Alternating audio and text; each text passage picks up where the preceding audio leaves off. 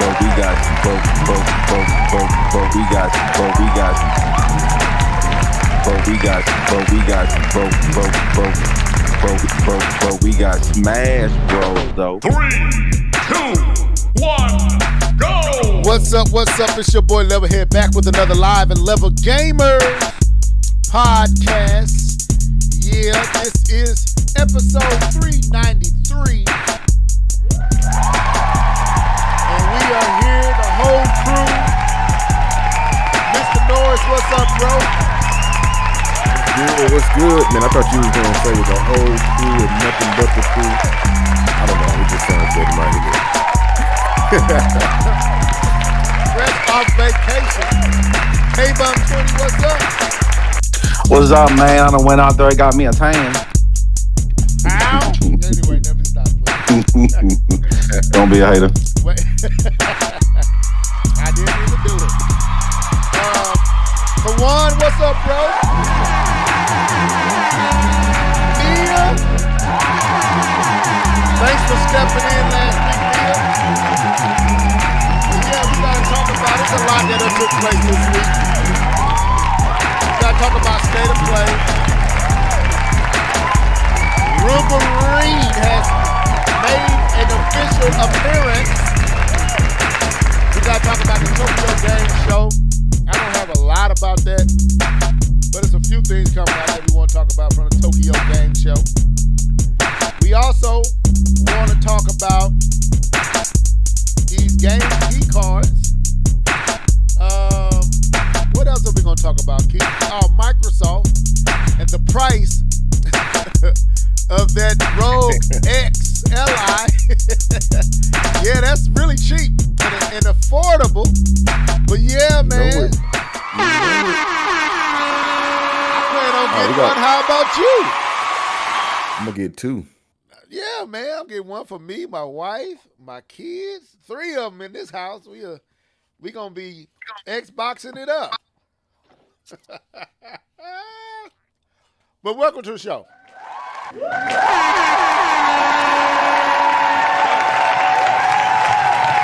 a little lot to talk about on tonight. Yeah, man, state of play, Tokyo Game Show. I think Microsoft even had them something at the Tokyo Game Show. Man, we got to see Requiem running on the Switch 2 already, and it looks amazing. But K-Bum, real quick, brother, how was that vacation, man? It was dope, man. It was we went out to celebrate one of my friends, their 10-year anniversary of being married. So it was about 8 of us. We're all like childhood friends. We all grew up in the same church together. So it was good to, as adults, to all get out there and go to Jamaica. About 8 of us and celebrate with our wives and stuff like that. Got a chance to go on a Rasta safari, which was mad dope, man. We went about an hour and a half outside of the tourist area to the countryside of Jamaica. Got to go through a real Jamaican town where we learned a lot about, how they survived after slavery, what they did to provide for the family, their sense of community, the fact that they pick, they eat directly from the land. And it was crazy. Like some of the spices they just went on the side of the road and just picked up. It was dope, man. It was a great experience. Got a chance to go to a weed farm. The guy that was telling us about it was high as a kite, but he was pretty much a scientist. He was a scientist, bro, just telling us how he grow it, how to manipulate the female plant into a male plant, or the male plant to the female plant. And then they taught us about, a lot of their natural remedies and how they treat their sicknesses with just the natural stuff, like ginger and turmeric and the stuff they get out the ground and smoking weed and this river they have, which is 100% alkali, that comes from the mountains, and it is alkaline. Yes, thank you, sir, for helping me out. Thank you for helping me out. 100%. and they use it for healing purposes and spiritual purposes and stuff like that. It was dope to see the real Jamaica, right? Not just the tourist area, but see how the real people live there. And they're vegetarians and they have goats and cows and all type of stuff, man. It was just a real dope experience. We was happy to get a chance to do that and experience that, because it was 2 people in our trip that were half Jamaican. Their dad is actually from Jamaica, and their mom is American. So it was good for them to kind of go back to the motherland and kind of, see pretty much everybody with their cousin at that point. But it was fun. We had fun. It was dope. All right, that's what's nervous at any point? Oh no, man. Nah, man. It felt like man, because they have a sense of community and family. It wasn't like I wasn't in Kingston. There's no that I wasn't in Kingston, sir. I was in the countryside. I was in the rural area. So no, but if I went to Kingston, yeah, I'd have felt super nervous going to that. But no, we stayed clear away from that. All right, I ain't know where y'all. You said countryside. I wasn't sure. I'd never been, but yeah, Nah. bro, you get off that beaten path. You not make it. But anyway, Nah. We good. and pirates. Oh my. Anyway, let me stop. Mr. Norris, man, we held it down last week with Nia. We did our thing. Nintendo talk, you know what I'm Yeah, we saying? had a little Nintendo talk. Nia came down and held it down for us. K-Bump. So we was in good hands last week. You know what I'm saying? We had another voice. But that's awesome. So yeah, any other thing? Oh yeah. So I got to see a movie that I've been wanting to see, and I'm looking forward to seeing this other one. I got a chance to finally see Superman. Me too. I thought you seen it already. No, bro. Life wasn't good at that time when all the movies was hidden, so summer just went on past me. So I got a chance to watch it on HBO Max. And I'm going to say this. It wasn't bad. It wasn't bad. It wasn't great. It was serviceable. I liked the action. I don't know if I liked the revelation at the end. I don't know if I like, but I don't know much about Ultraman. So I got to look into Ultraman a little bit more. It was definitely James Gunn. Is that his name? James Gunn? That's right. Yeah. And it did have that Guardians of the Galaxy. It definitely had that cheese, and it fits with Guardians of the Galaxy, but some of the cheese comedy did not work here. Superman grew on me. He didn't look bad as Superman. I'm a Henry Cavill guy. You are. And I have to say, outside of him flying into the wind and them trying to replicate his face being impacted by that type of speed, he didn't look bad. He didn't look bad as Superman. He's tall. I didn't realize he was that tall. Unless they was playing that up. I don't know. But he seemed extremely tall. But the comedy and all that didn't work for me. A lot of the comedy didn't land good. Visually, I thought it was cool. It finally looks like a comic. It didn't look like Death had crawled over Metropolis. It didn't look like Batman. It didn't look like Gotham City everywhere. A great start, I think. I think it's a solid start.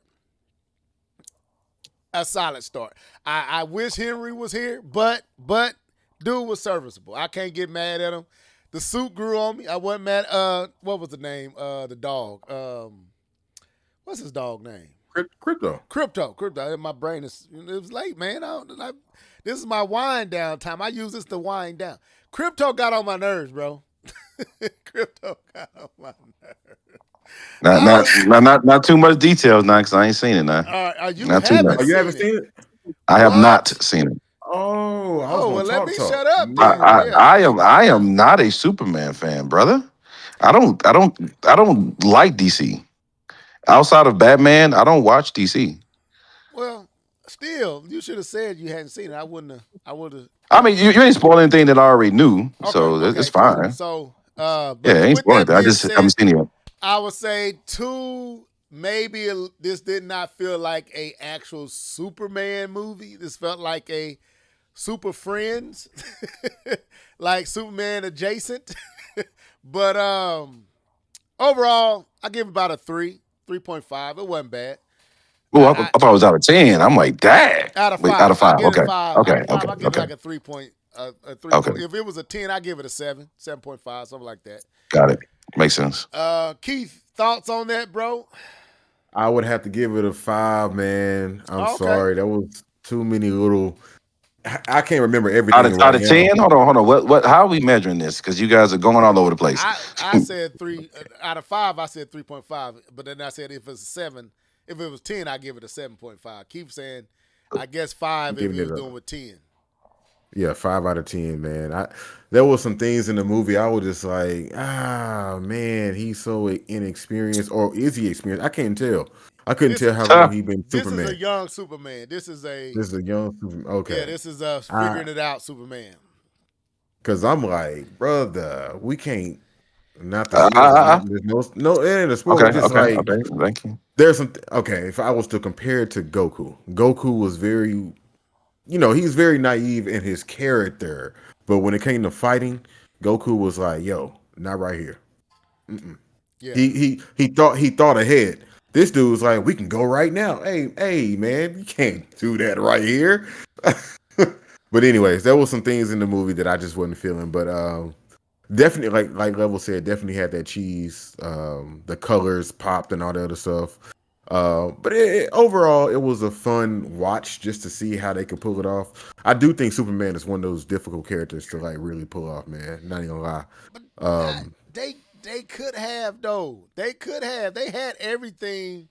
To me, they had everything to pull this off. They just James Gunn guardianed it up. Clearly he doesn't know how to focus on one character. He needs more to work with. I think he just I wasn't even mad at that. I wasn't either, but they're trying to flesh out the world. Yeah. So and clearly they trying to introduce. This is what I saw. The same mistake they made the first time, but just not as bad.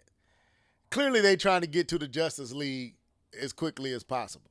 And that's what I saw. And he didn't do a bad job. It's just, like Keith said, it's just a little too much James Gunn cheese, Guardian cheese that didn't fit Superman aesthetic. I gave Superman a pass. I everything Keith saying I agree with.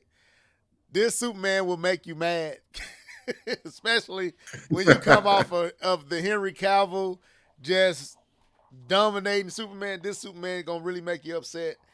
But he a younger Superman. He's learning how to be Superman. But this is what I did like though, and I didn't realize that I didn't realize how much this was absent in the Snyderverse. I think that's it, Snyderverse. He saved people. Yes, I agree. Oh my God! I'm glad you said that he was an actual hero. Yeah, he was a hero. No one was dying around Superman. and when I say no one, I mean no one. And that part, I didn't realize how much that was downplayed in the Snyderverse. But to see it and to see how attentive he was to these people around him, he felt like, in a way, like a Superman that he felt like the authentic Superman in a way that the Henry Cavill version did not in Man of Steel. But the Superman part, Man of Steel, Superman still is eons beyond this Superman. But his attentive to the people around him, this Superman was Superman. Let me say something to Kawan. He said he's tired of the emo, dark Superman. This one felt bright and hopeful. I'm gonna be honest with you. Yeah, I thought Superman Returns was a good start. Yes. I thought that was a good direction with that movie. If y'all go back and watch that one, I was like, is that Brandon Roth? That's Brandon. Yes, that's Brandon. Okay, that's trash. Anyway, no, I thought that was a good direction, a good start, and they just said, "Nah, we're not doing that." Okay, that's the one that had the kid, right? Yeah. Okay. Yeah. I seen that one then. Well, I seen all the Superman. I just don't care for it. Okay, so Yeah. all right, Nia, I didn't know that. Okay, so there's no point in me researching this character. Okay, but anyway, K-Bum, I would love for you and the wife to sit down, watch the movie, because me and Keith want to open up and talk. We need Okay. our third wheel to get this thing going. So check it out, man. Got it. Sure. Yeah. I'll try to get a weekend to check it out. Me and the All wife. right. Yes, 2 hours. Just 2 hours. But anyway, so since we opened it up, let's get into it. 'Cause I don't want to be here all night tonight. What you been gaming on? Let's go. Yeah. You know what time it is? It's time for What Have You Been Gaming On? Sing it, folks. Let's go. Let's go. Hey. What you been gaming on? What you been gaming on? What you been gaming on? What you been gaming on? What you been gaming on? What you been gaming on? Gaming on, gaming on, gaming on.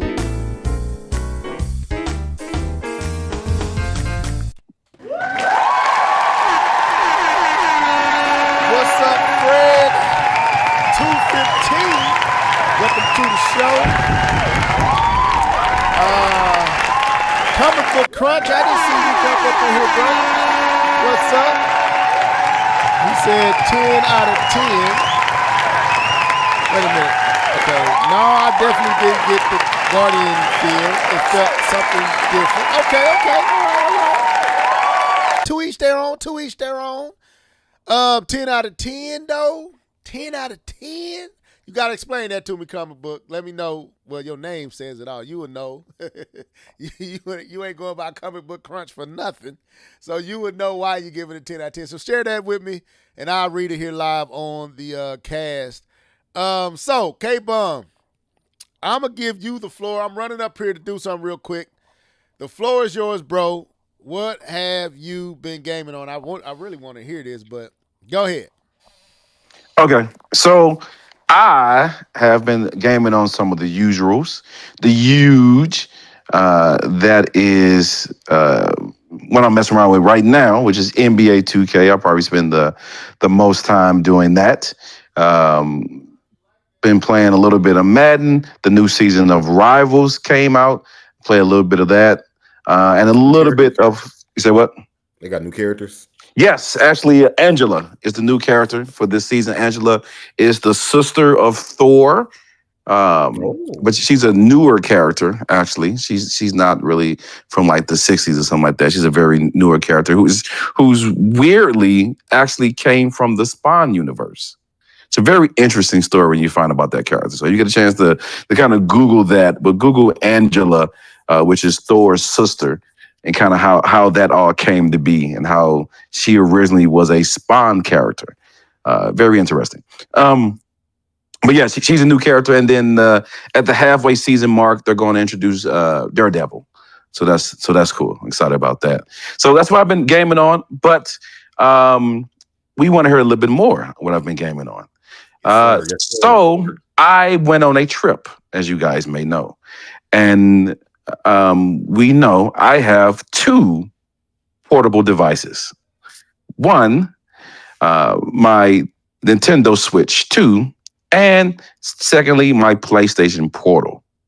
So, who did I utilize the most on this trip? I tested out the Switch 2 on the plane. Because you can't play the PlayStation Portal on the plane because you need a strong Wi-Fi connection. I did a little bit. It wasn't enough room. I didn't feel comfortable, so I didn't play it that much because, shoulder to shoulder, people, elbow to elbow. It wasn't really that long of a flight, so I ended up either playing my phone, listening to music, so I didn't use it that much. But the hotel, at that point, I have a very strong connection, Wi-Fi, and I have either the Portal or the Switch 2. I started off with the PlayStation Portal because I wanted to get some login rewards with 2K.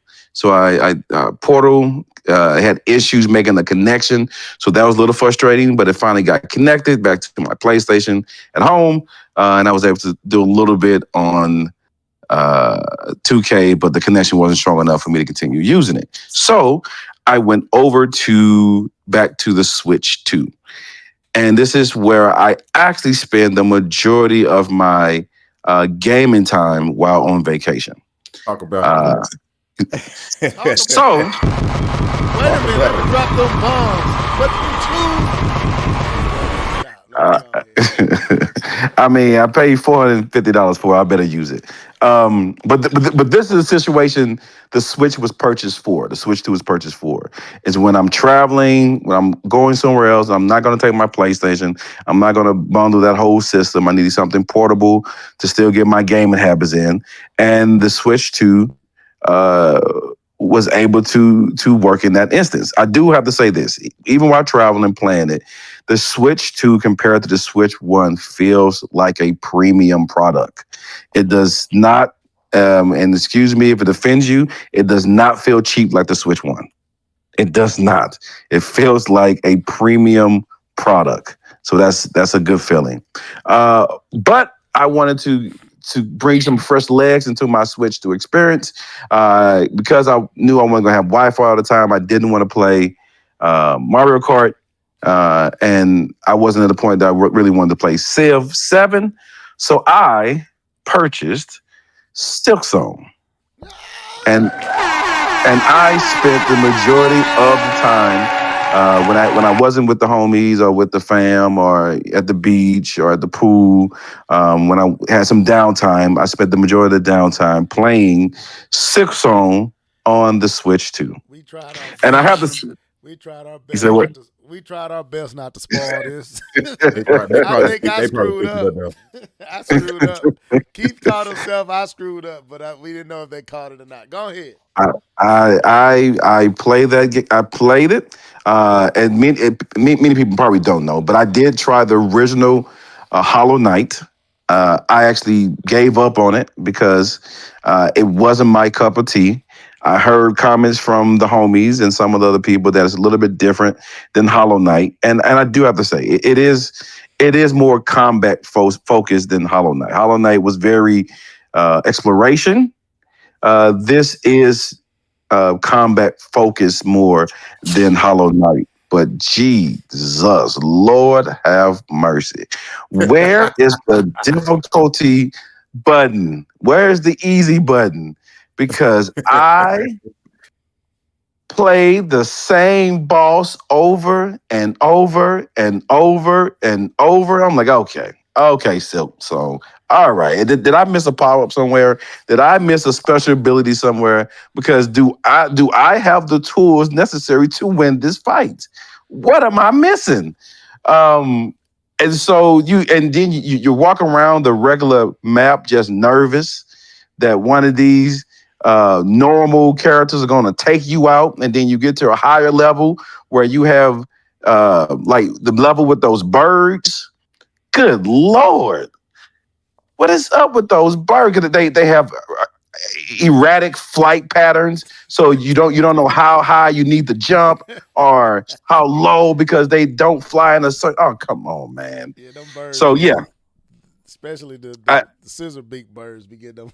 the big birds with the long knife. I'm like, bro, chill, pause. Like, chill, bro. I do have to say this. There's one negative to this, and I'm gonna end my conversation. There's one negative to this. Playing Silksong with those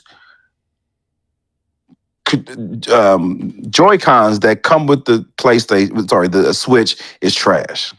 Yeah. I misclicked so many times, hitting the R1 button, which uses your special ability, which now you can't actually use the ability to heal because it used all your special little thing to do a special move you weren't trying to do because you were trying to dash. I took that ability off because I used it so many times when I didn't want to use it and lost my ability to heal because of that. I do not like the Joy-Cons. Why you didn't use the D-pad? It's not the D-pad with the problem. It's the R1, R2, or whatever that is. That's where I have that is where I have my issues. Is that because I would hit the R1, which is your little stab, and that takes away all your resources to heal. Yeah, and I would hit that. I did it so many times. I completely took that ability off my character. I don't, and it was hard for me to do a slash down at an angle with the analog too. I don't like it. Not for Twitch. I use the D-pad. I haven't messed around with the D-pad. Maybe that's why I need to migrate to. But I'm just gonna. I didn't have my Pro Controller with me. I didn't take that. But yeah, I'm gonna Pro Control it. So that's it for that. But there is one more game that I played. On my Switch 2. And it is already just the best. Hades 2 is out. It is here. And I couldn't wait. I had to go to my goddaughter's birthday celebration. So when I got home from work, I couldn't even turn it on. I couldn't even play it. I only had the time in between eating dinner and getting on the podcast. So I got about 15 minutes in of Hades 2, and it is already looking like it's going to be a masterpiece. So I'm excited for Hades 2. This is the reason why I bought the Switch 2. I've rambled on for way longer than what I need to. But understand that your boy is going to be playing some Hades 2. Silksong may have to go on the back burner because why are you so difficult? But Hades 2 is the game I have been waiting for to play on the Switch. It looks good. It plays good. I didn't even touch the Joy-Cons. I went straight to the Pro Controller. I'm not even messing with it. And that's how I'm going to get my game. And then on the Switch is with some Hades. And we'll see in the next couple of weeks how long it takes me to beat it. But I'm very excited about that. And I'm out.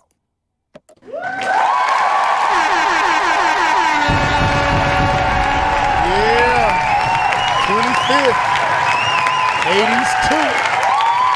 All right, K-Bum, you ain't played much, so you didn't talk about it a lot. So I take you 15 minutes. 15 minutes. 15 minutes of it. About 15 minutes of it. I got to the first boss and I lost. Which is pretty cool, is getting to that first boss on your first pass through because you don't get your power ups. But yeah, I'm excited about it. Okay, all right. Mr. Norris, floor is yours. Oh my gosh, I'm here. Okay, where do I start? All right. I feel like I've been micro gaming.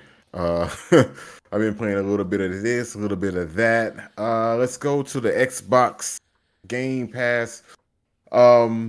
I've also been playing Hollow Knight Silksong. We talked about that last week. Everything K-Bone said, including the Joy-Cons, even though I don't have it on Switch 2.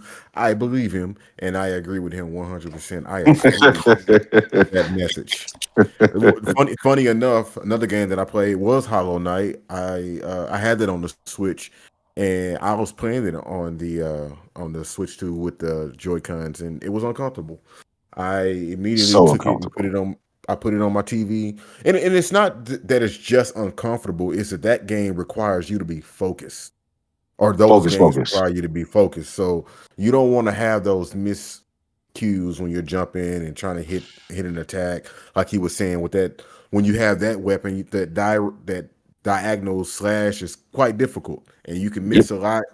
And so I 100% understand what he means. Man. So let's see the next game. One more thing before you. But since we're still I did want to say one more thing. Go for it. On the Switch 2, it looks beautiful. I want to make sure I say that. On the Switch 2, Silksong looks gorgeous. This is from a person that loves graphics. They did an amazing job on how good that game looked. I just want to say that before you move to the next game. Go ahead. Oh, you playing at 120 frames a second? I have no idea how I'm playing it. Playing the handheld. If handheld's 120, then that's how I'm playing it. Okay, gotcha. You gotta go in and actually turn it on if it's not on. I just did it, and it's awesome. All right. Okay, let me check right now. Then go ahead, keep talking. Bet. The next game is Trails in the Sky. I started playing this because Nia started playing it. She actually bought the game, and she's been playing it on the Switch too. I downloaded it on what is it, Steam, and I've been playing it. That opening demo was pretty long, but I can see why she would want to play that game. I haven't played much of it, maybe like 75 minutes, maybe. According to what Steam is saying, cool game. I like the animation, like the graphics. I like the fact that it can go from traditional to like a action RPG. So you can do the attacks yourself, or you can switch it to the traditional. Now, speaking of her, when an enemy is too high of a boss, you have to go into the traditional RPG because you're going to get mollywop. Uh, because they just do it. They're just doing too much. So you're gonna need those special abilities that your characters have. Um, but I can't give too much on that because I didn't really play that much. Another micro game that I played, Bite Size, Visions of Mana. That's on the Xbox. It's a Square Enix. I think it's in the Mana series, like Visions and no, I was gonna say Chronos, but the Visions, the Mana games. And this one is also action RPG, so you're actually doing the attacks. You're not doing the turn-based RPG style. Beautiful graphics. I love all the little bugs or whatever that's flying around and like mosquitoes. It really creates an atmosphere. The voice acting is top notch. It's a really good game. I don't know if I'm going to sink my teeth into that one, but definitely if you got Xbox Game Pass, check that out. Visions of Mana. The next game is Ukulele Replayly. They put out a demo. If anybody cares about ukulele, I played a little bit of it. Didn't really care for it. My son came in here and he loves it. So now I'm on the fence. Like, am I gonna get that game for him, or is he just playing it because he was in here with me? And then when I buy it, he gonna forget about it. I don't know. But I thought the updated visuals to the game looks great. Watching him play was, anytime you get a chance to watch your kids do anything, it's amazing. Excuse me. So yeah, they was actually in here playing it earlier, but for some reason it started stuttering. I don't know what that was about. It didn't stutter the night that we were playing it, but it was stuttering tonight. What system? All right, I this is on Steam. Steam. Okay. Yeah. So the next game that me and my kids are playing together is The Tourist. The Tourist has re-released their deluxe version of the game on the Switch, and I think it's out on everywhere else. The Switch, the previous version was $19, and it was playing the Switch version, which means that it wasn't playing in like 4K or 14 or 2K or whatever. So now they re-released it on the Switch too. If you had the previous version, it's going to be a $5 charge. So I bought it, and me and my kids, we was in this cave and we was playing. It's like these little orbs that you can jump on. Real platforming. Cable, and you would hate it.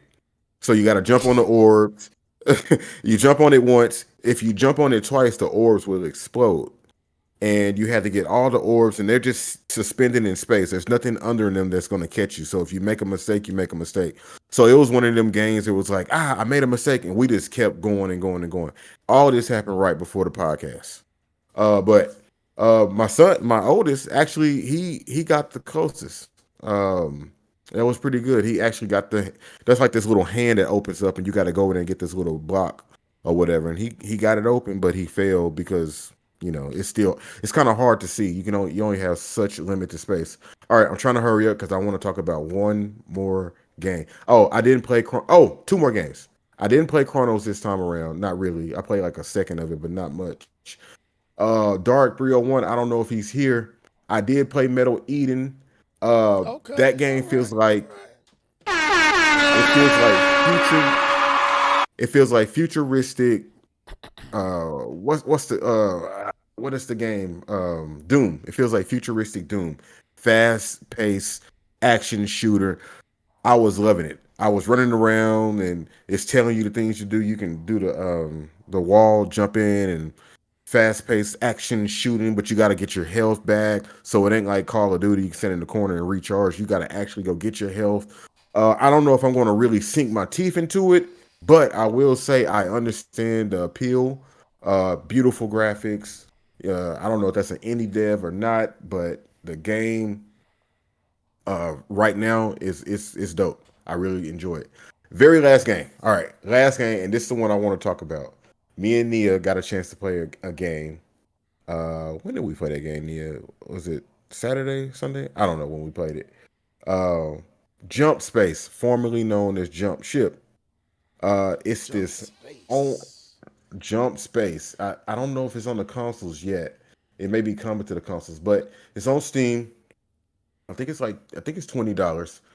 And we played it less than I played it less than an hour of this. So basically, me and Neil played a co-op game where we had our own ship and we were going out raiding asteroids or whatever it was, or old space bays or whatever. I'm painting the picture.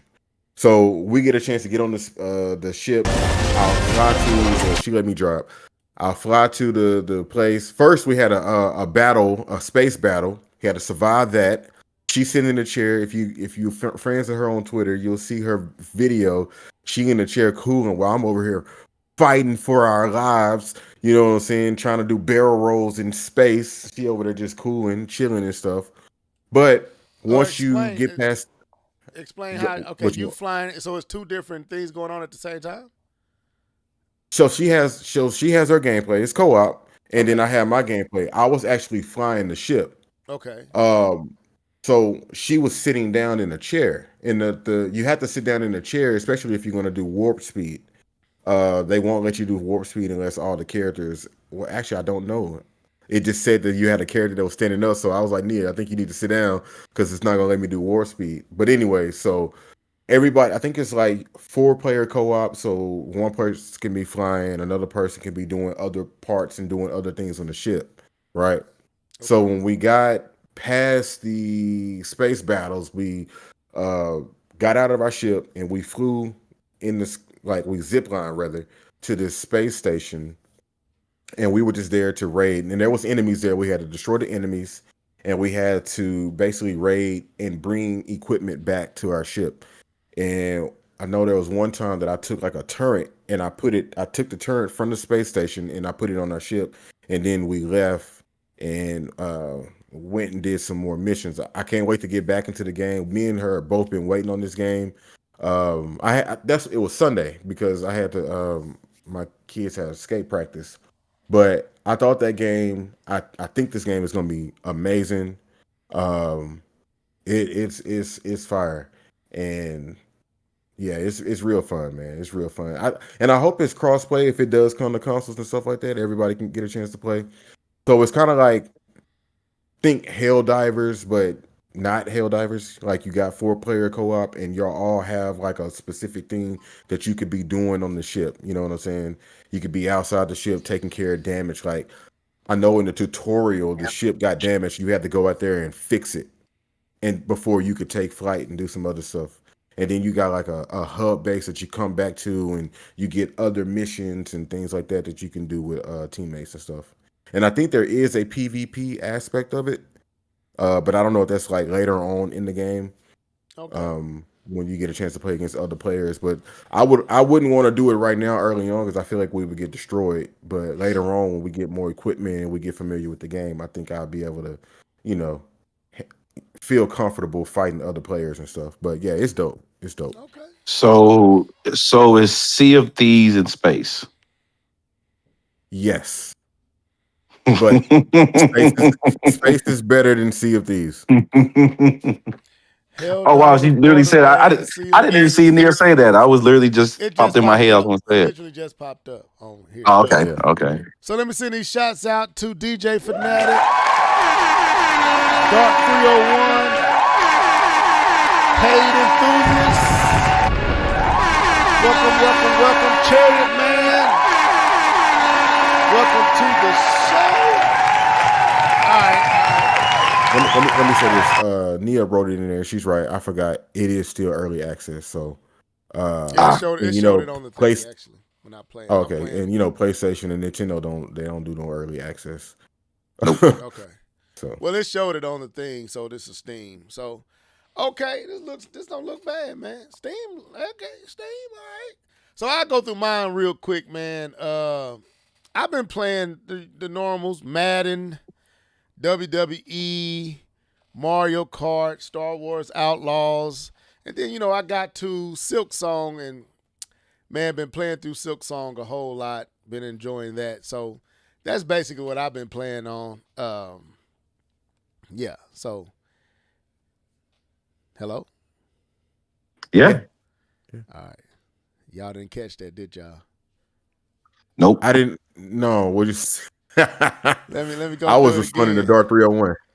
I've been playing my normals: Madden, WWE, Mario Kart, Star Wars Outlaws, and Silk Song. Oh, I You was got waiting for you to Star go. What's up? No, Did I you was already waiting have for you to Star go in Wars? deep. Nah, I don't think he said his Silk Song last week. Yeah, Unless I he know he said had it with Silk you guys. Song. Oh, he I did? had Oh, had okay. Silk Yeah. Song. I was talking to you about I didn't know Silk he had Song. Star Wars. Yeah, No, I didn't know y'all. you said it last week. I talked about it last week in the chat. Star Wars Outlaws, everybody. I got Star Wars Outlaws. Yeah, I was like, I Lord need a have Star mercy. Wars. I know he had Silk Song. Man. I haven't followed along. I apologize. I missed that one. I've been had Silks. I got Silks on before you got it. No, I know you had it. I didn't know if you said it in the podcast. Yeah, That's all we that talked was. about that all last week. That's why I said Well, I was at dinner, so I we didn't really. almost spoiled you having it, talking about it. But yeah, Okay. man, Silk Song is still, man, Silk Song is amazing. So I still haven't I haven't found this spider person y'all talking about, but I fought other bosses. And You still ain't caught that spider. no, I haven't found the spider. I don't know where the spider person is, but I got my dash. I got my maps. I got all that type of stuff. I'm gonna find them here soon because I'm buying all the stuff to let you know where you at on the map and all that type of stuff. But like K-Bump said, man, it's beautiful on the Switch too. I played it in 120 frames per second, and yes, Is that only on the TV or is that handheld as now well? if your TV can do 120, you can do it on the TV. If your TV can't do 120, then it's only on the handheld. Yeah, no, I got 120, but we can handheld to the 120. You both can do it. If you got the TV, you can do it that way. If you got handheld, does it? You just got to turn it on. Or it's on automatically. I did find the feature. It's the TV. It's called TV something. Yeah. And it does the 120. I did see that. So it should be on automatic. I would suggest that you turn it off when you're not playing games at 120 because it forces you to be at 1080p. So turn it off when you playing other games that are not using that 120. Then that way you can get up to the 4Ks and 1440ps. So yeah, man, Silk Song is that deal. I did try it out at the 120 frames per second, and it's not something you really see. You feel it. You feel it at that point. Like you can tell that your strikes and everything is almost 1-to-1 with your button press. And like I was killing bosses way easier playing at 120 frames rather than 60. And I don't know if Keith tried it yet. Well, you said you playing it on Game Pass. So I don't know if you could do it that or not. But I can do 120 when I turn my VSync off. If my VSync is on, because my monitor is really not 120. It's a 60 hertz monitor. Okay. I do want to say one thing about Silk Song, so we can move forward. I beat a boss and I got to another place in the game. I don't know where y'all are, but I got to another place in the game, and then I went back and I watched other people beat that boss, and it amazed me that I saw like 2 or 3 other people play that boss completely different than how I played it. Now, of course, the boss is doing the same thing, but the way we all approached the boss was unique, and I appreciated that.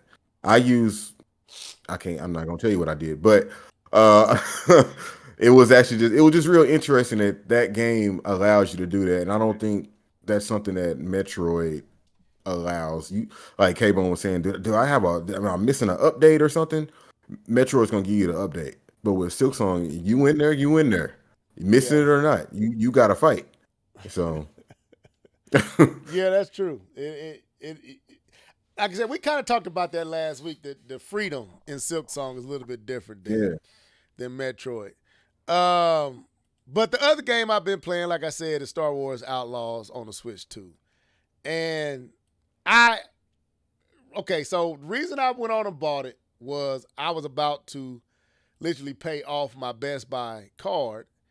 And so I was like, let me go on here and get this and then pay the whole card off. And that's what I did. So I went on and bought it. And I wanted to see for myself if it was as good as people say, looked as good as people say it looked and felt as good as people say it felt. And I'm here to say it absolutely does. I'm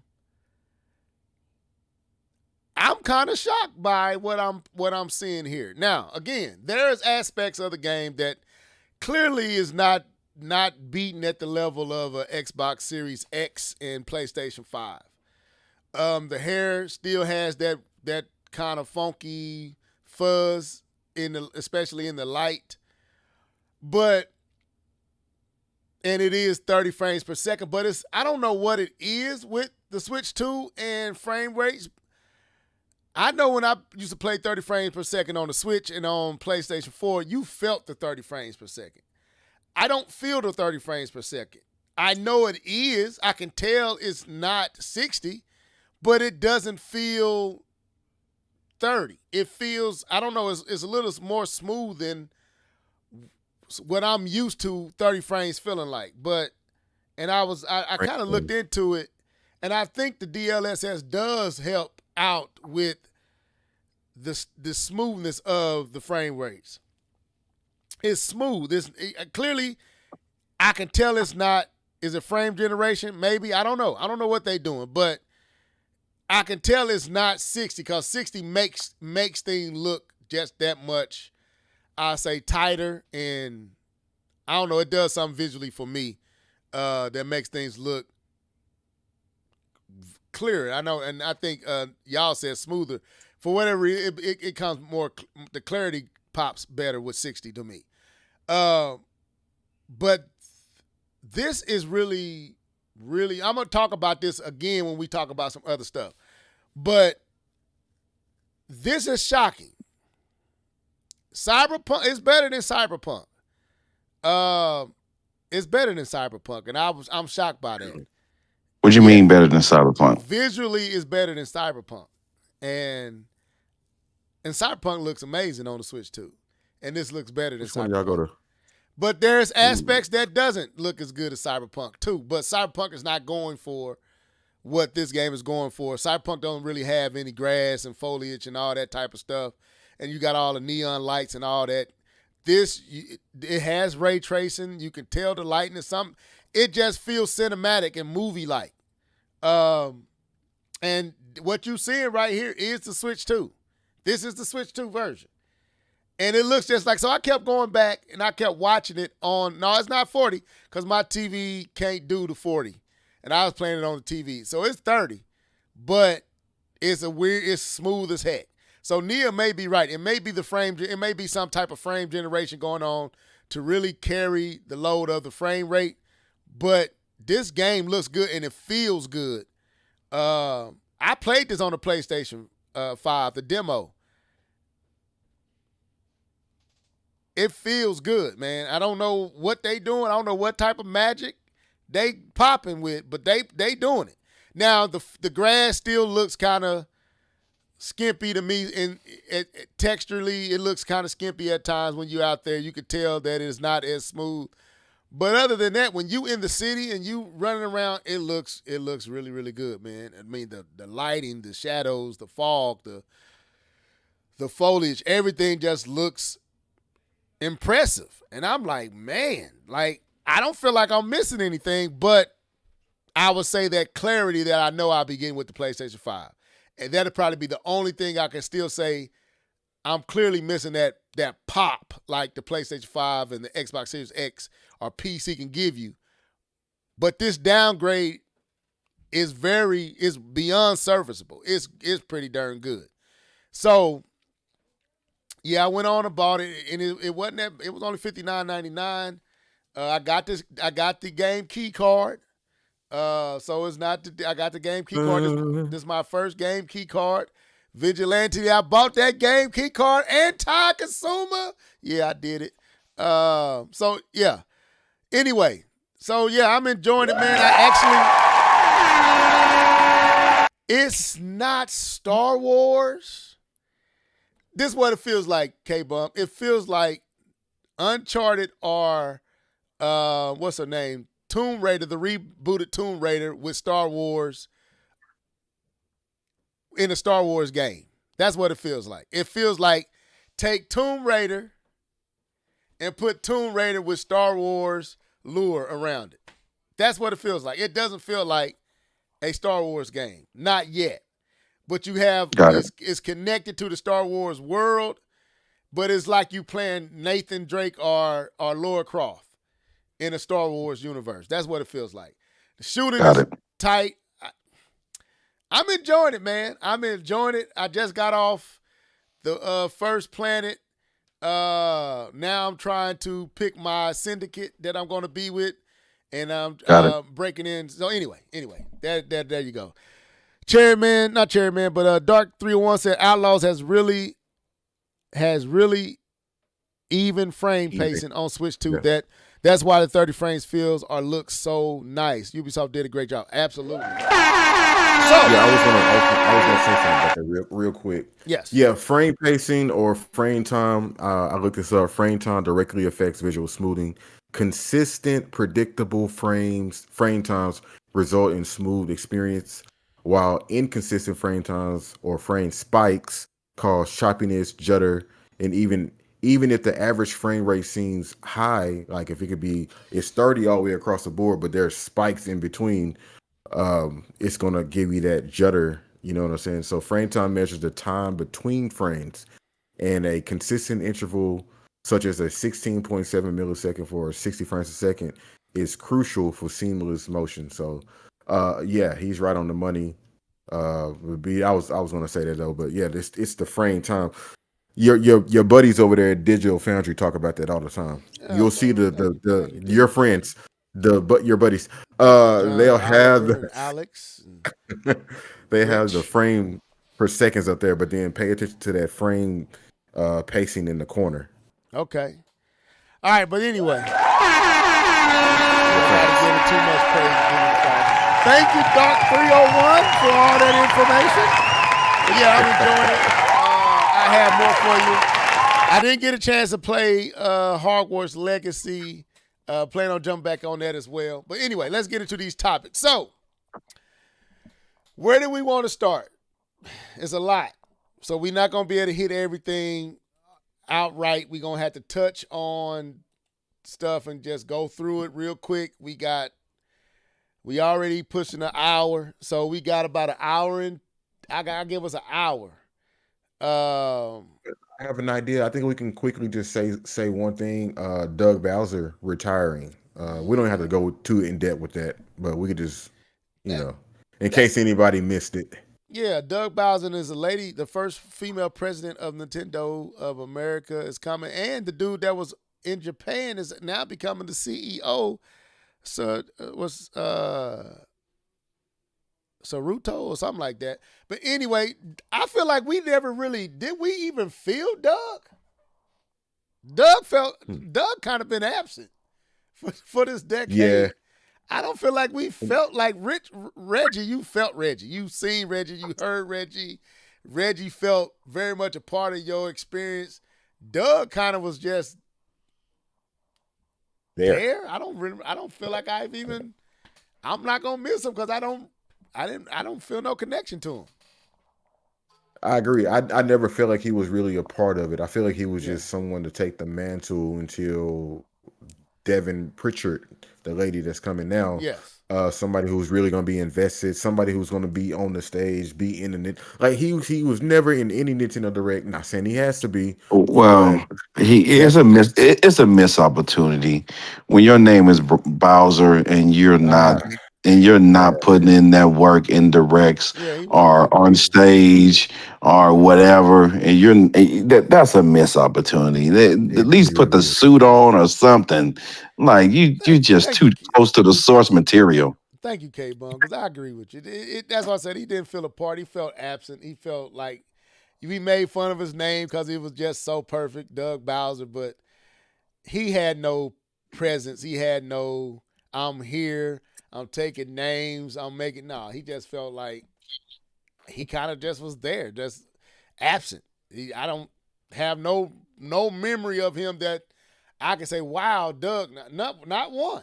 Not an announcement, not a statement, not a nothing. So I'm not gonna miss who I never really seen.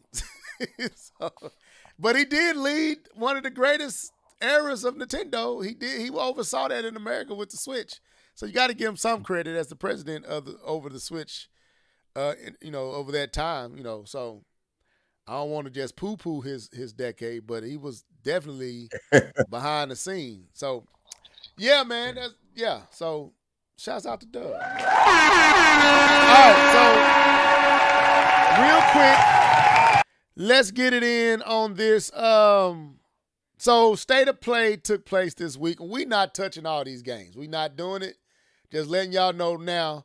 There are a few titles that I want to hit on and one Pacific, but I will play it.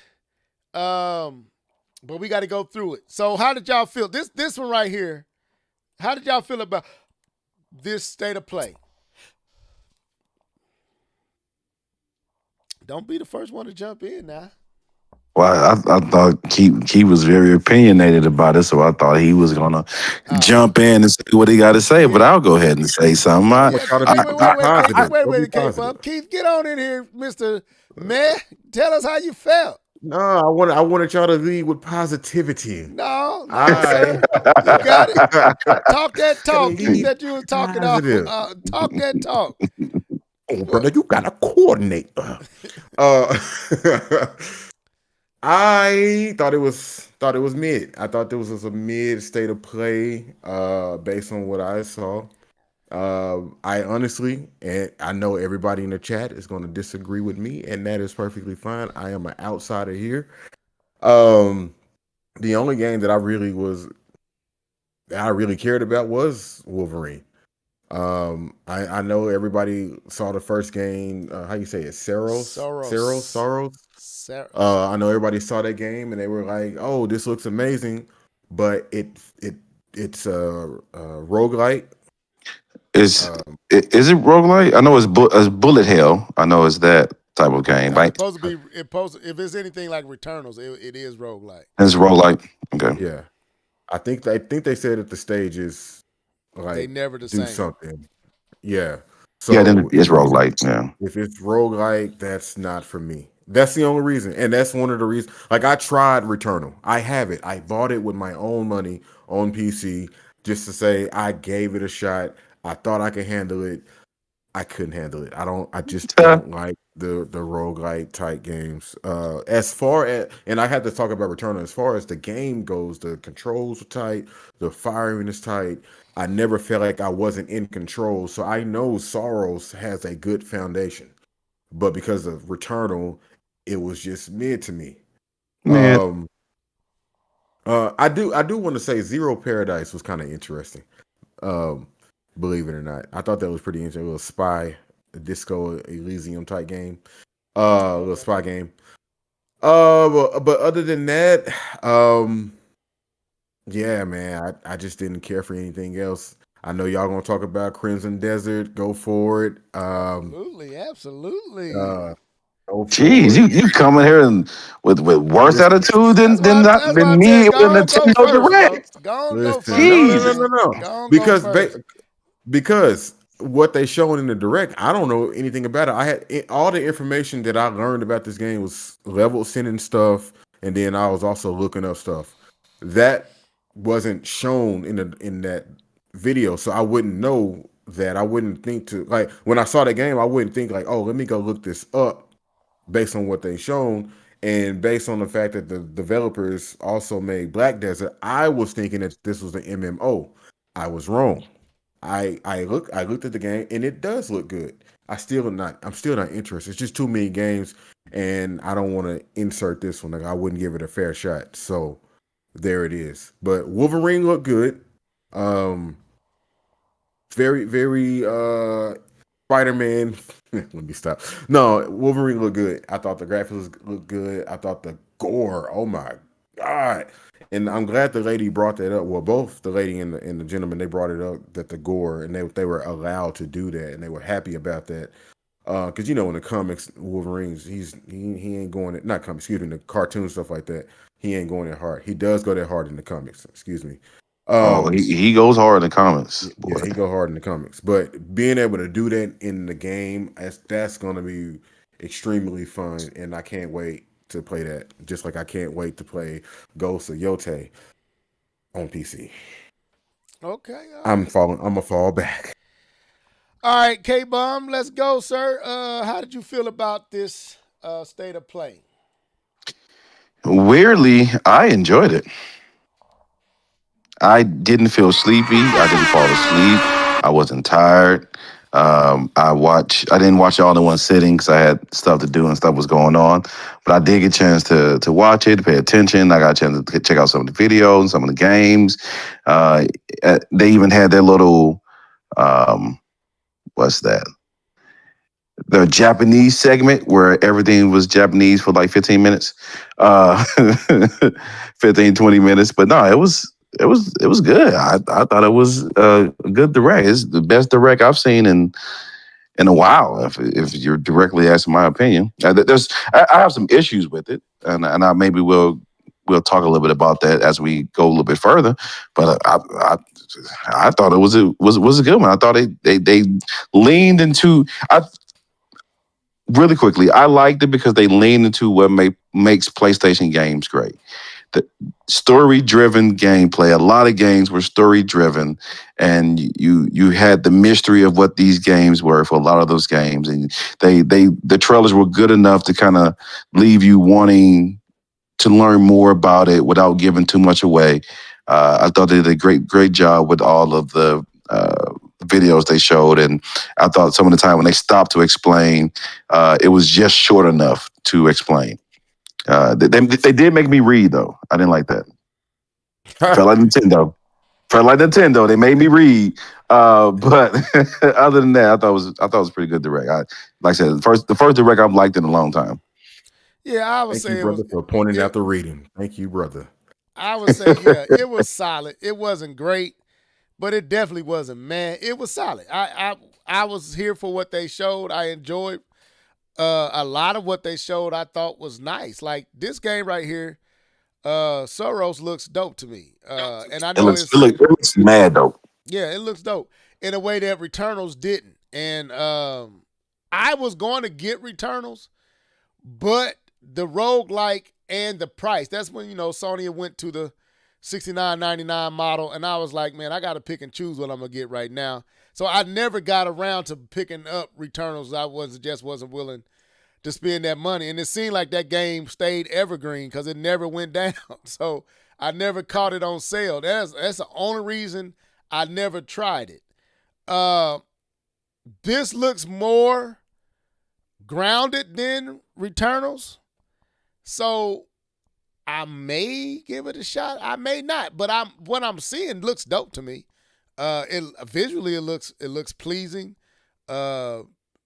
Graphically, I mean not graphically, but gameplay wise, it looks fanatic and just like Doom, all just quick and fast, and I like that type of stuff. And so I thought this was dope. Overall, I thought it was a solid show, and it wasn't great. It didn't blow me away, but it definitely kept my attention, and especially when Riverine showed up. I thought Sony did what they needed to do. I really do. That's one thing I can give Sony. They know how to put on a presentation when they do it. When they decide to do it, they do it. And You could tell this is where the big boy play. They kind of got that vibe to it. Like, all right, this is where the big boy, this is where the grown people play, and it felt like that. It didn't, like I said, it didn't blow me away. Yeah, I just said that. So I thought it was decent. So let's talk about a few of these games. Yes. So Soros was the first one. We just got done talking about it. K-Bun, you got anything you want to say about it before we move on? It is a bullet hell game. Bullet hell games are games where there's so many projectiles and stuff like that happening on the screen. You have to duck, shoot, jump, move out the way, absorb the bullets. Those are not my type of games. But I did like the sci-fi-ness of this. I like the shield that let you absorb some of the projectiles coming at you. I thought that was dope. I thought the story was intriguing enough to make you want to learn more. The graphics looked clean and smooth. And it left you like, maybe I want to learn a little bit more about this. Maybe it's not my cup of tea, but I'm not completely turned off because it's a lot of things in the game that would make me want to play it. So I'm in a position that I just want to learn more about it because it's very interesting to me. Yeah, it's a busy game, boy. There's a lot going on. But yeah, it caught my eye and it popped. So let's continue. Another game that did y'all want to talk about Battlefield, or we can keep it moving? We don't have to talk about Battlefield, but I thought the single player showcase of it was very good. I found myself listening to the cinematics again. The acting in it, I thought was mad dope. This one scene when the one girl soldier is like, that's not you're asking the wrong bleeping question, and you can see the emotion in her face and the way she's delivering the lines. And to me, as a story-driven person, that made me say, that's interesting. That's very good acting. I like that. So no, I thought it was a good showing because they show something that hasn't really been shown with Battlefield. We've seen the multiplayer and we've played it, but I thought this was a very good showing of Battlefield. Okay. Keith, any thoughts? No, not really. I didn't have anything to add to that. Okay. It's one game that I'm trying to make sure I don't skip it. The Seven Deadly Sins Origin, I don't think that was it. That looked like a Nia game. It's a great, right there. great show. You're right. Great show though. If you, it's on Netflix. I love I've the seen the show. show. I've seen the show several times. The anime. Because it's an older. I think they rebooted it though. Are they? Yeah, they got I I think he got like a son or something. I don't know, but I'm Anybody? not really big. I'm not really big into anime show games other than Dragon Ball. Dragon Ball is the one I really give a pass. I do have a Naruto game, but I really don't be getting into like the show games for real. Like if Okay. it, nah, yeah, it looked All right. good though. It does look. It look. I did look. I think this is the one that looked at very Zelda-ish. Yeah. Breath of the Wild-ish, and I thought, that's interesting. That's not my cup of tea, but I think people would be interested in it. It was very Breath of the Wild-ish to me. Now is that an MMO? I mean, is that a JRPG? I don't know. I have no idea. Yeah, it is. It's a free to play open world RPG. Okay. Sonic Racers, man, I'm not gonna hold you. Sonic Racers doesn't look, for whatever reason, just looks cheap. It just feel like it rides and dry. I don't know. Sonic Race, they need to. There. Okay, I missed the game, so I did play the demo of that this weekend, and it's solid. It's solid. Like the Okay. cheapness that you feel, the cart that I picked at least felt kind of heavy, felt a little janky. It's a slight different learning curve, but if you play Yeah, I Mario played Kart, it you can once. pick this up and just get right into it. I do like the fact that they started with the Mega Man music. At first, Yeah. I was confused. I was like, that music sounds so familiar. Why does that sound familiar? And then they announced the Mega Man. So I do appreciate Sega for trying to incorporate, basically making the Smash Kart game that we all been waiting on Nintendo to do, but they ain't gonna do it. That's So funny. What Sega they said we gonna do it. what they did show and I think Nintendo did an awesome job with Mega Man and Smash, is that we need an actual Mega Man game. I Capcom, agree. Mega like Man Legends. Let's make it happen. I think Nintendo's model of Mega Man is better than this one. But like this world looks good. Photo Man, like you can tell that they can do a Mega Man game. I don't know what Capcom thinking. I don't know what they at. Neo 3, no. It's Dynasty Warriors, no. This one, Code Vein. This one kind of stood out to me. Visually, I like this art style. K-Bum, did you check this one out? Code Vein? I did. This was the Japanese section of the of the showcase, and so I was trying to make sure I stayed locked in because you know how I feel about Japanese games. Not my cup of tea. It was interesting, but I was like, it kind of looks booty blade-ish. I kind of got those vibes, but I was like, I don't know. It doesn't look bad. I just don't know if it's for me. But I thought it looks like a cool game. I just don't know if it's K-Bomb type of game. But as far as what it looks like, I thought it was pretty. It was pretty cool. It looks like it kind of puts me in the mind of like Ninja Gaiden, like a slower pace Ninja Gaiden though, or Devils May Cry, and somewhere like that. But I don't know if it's True. I don't know if it's actual. I don't know. Yeah, but it's too slow to be a Devil May Cry because it's not a hack and slash. It's not a hack and slash. It's Souls. What was that, Keith? Yep, it's Souls like. Okay. So Stellar Blade then, because Stellar Blade is it's a Souls game. Yeah. It looks good though. So that one stood out to me. Wait. K-Bone said this is the Japanese section. There was a lot of reading in this section. Are we okay? Are we okay with this? There was a lot of reading. I'm not okay with reading. That's why I called it out. That's exactly why I called it out. I'm not okay with them doing a bunch of reading. Trying to make sure we okay with this or not, because other companies get slammed for their Japanese voiceovers. So they showed Tactics, Final Fantasy Tactics. They showed another game called Let's Do It. Let It Die. I mean, this looked. Let It Die. No, I wasn't feeling it's an interesting game. Let It Die. It puts me in the mind. I didn't know what it was though. I didn't know. Go ahead. My bad. No. I was just saying I don't know what it was. That's all I was saying. Yeah, it's a weird looking game, but it puts me in the mind of Insomniac made it. It was on the Xbox.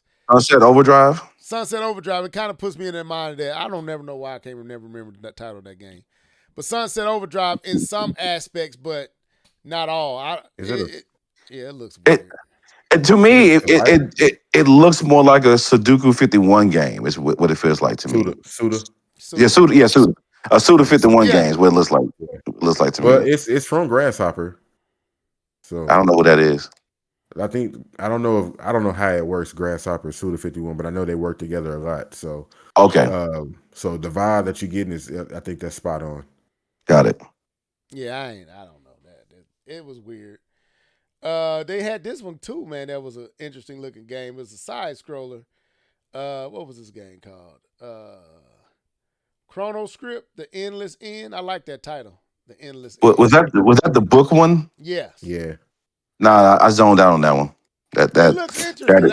I'm not gonna say I would play it, but we've been playing a lot of 2D games. It's a very interesting take on. It is, but I'm like, none of this. It's messy looking though. It's a lot of the browns. It looks kind of messy. It didn't pop. It didn't look like a K-Bomb game, and I'm like, I'm probably not gonna like this. So I actually zoned out. You actually missed one earlier. That I think Keith said it. That Zero Paradise. I played it. That one looked very cool. I don't know what it's about, but again, it was the story. It was the people talking about the characters doing stuff on the screen. That story, the way they communicated and were talking as that person was doing what they were doing, made it a very interesting. Hey, I maybe want to learn a little bit more about the type of game. Okay.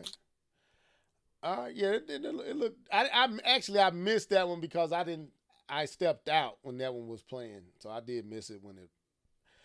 That was pretty cool.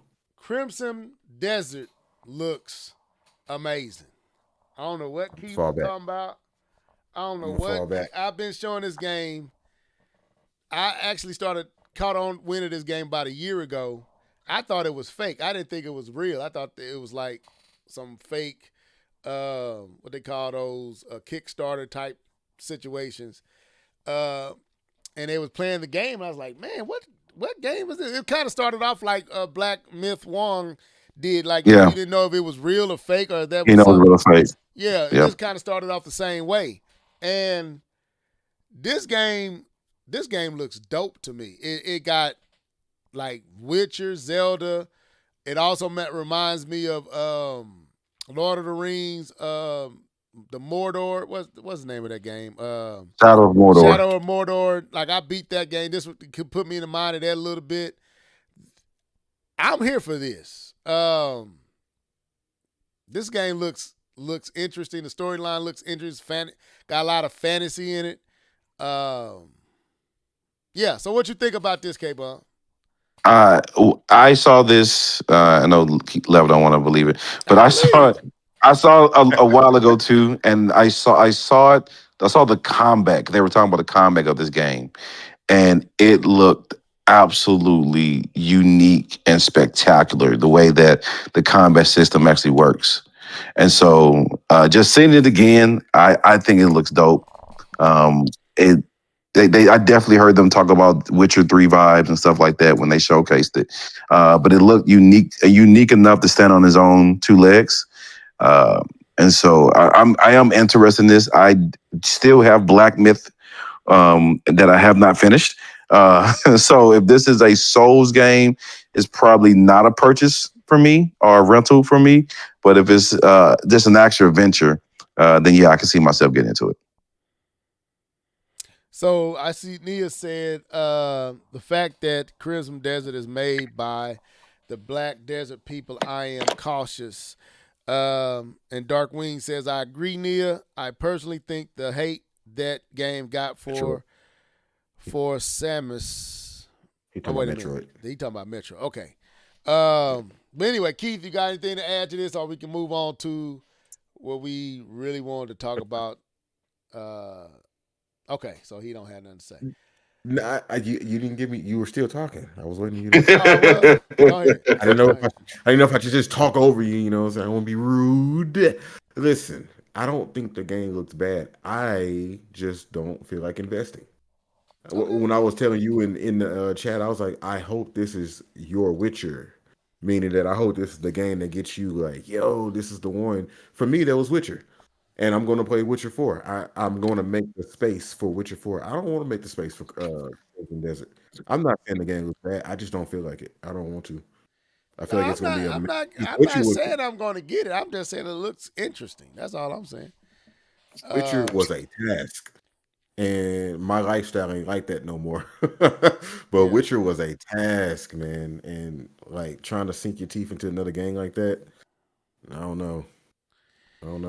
Y'all getting that Last of Us again? That was for their online thing. What they call it? PlayStation Plus.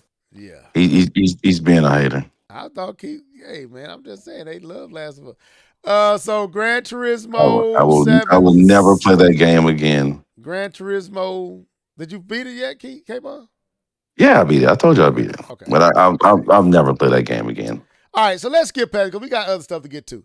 So there's one more game. no, hold on. Let's go.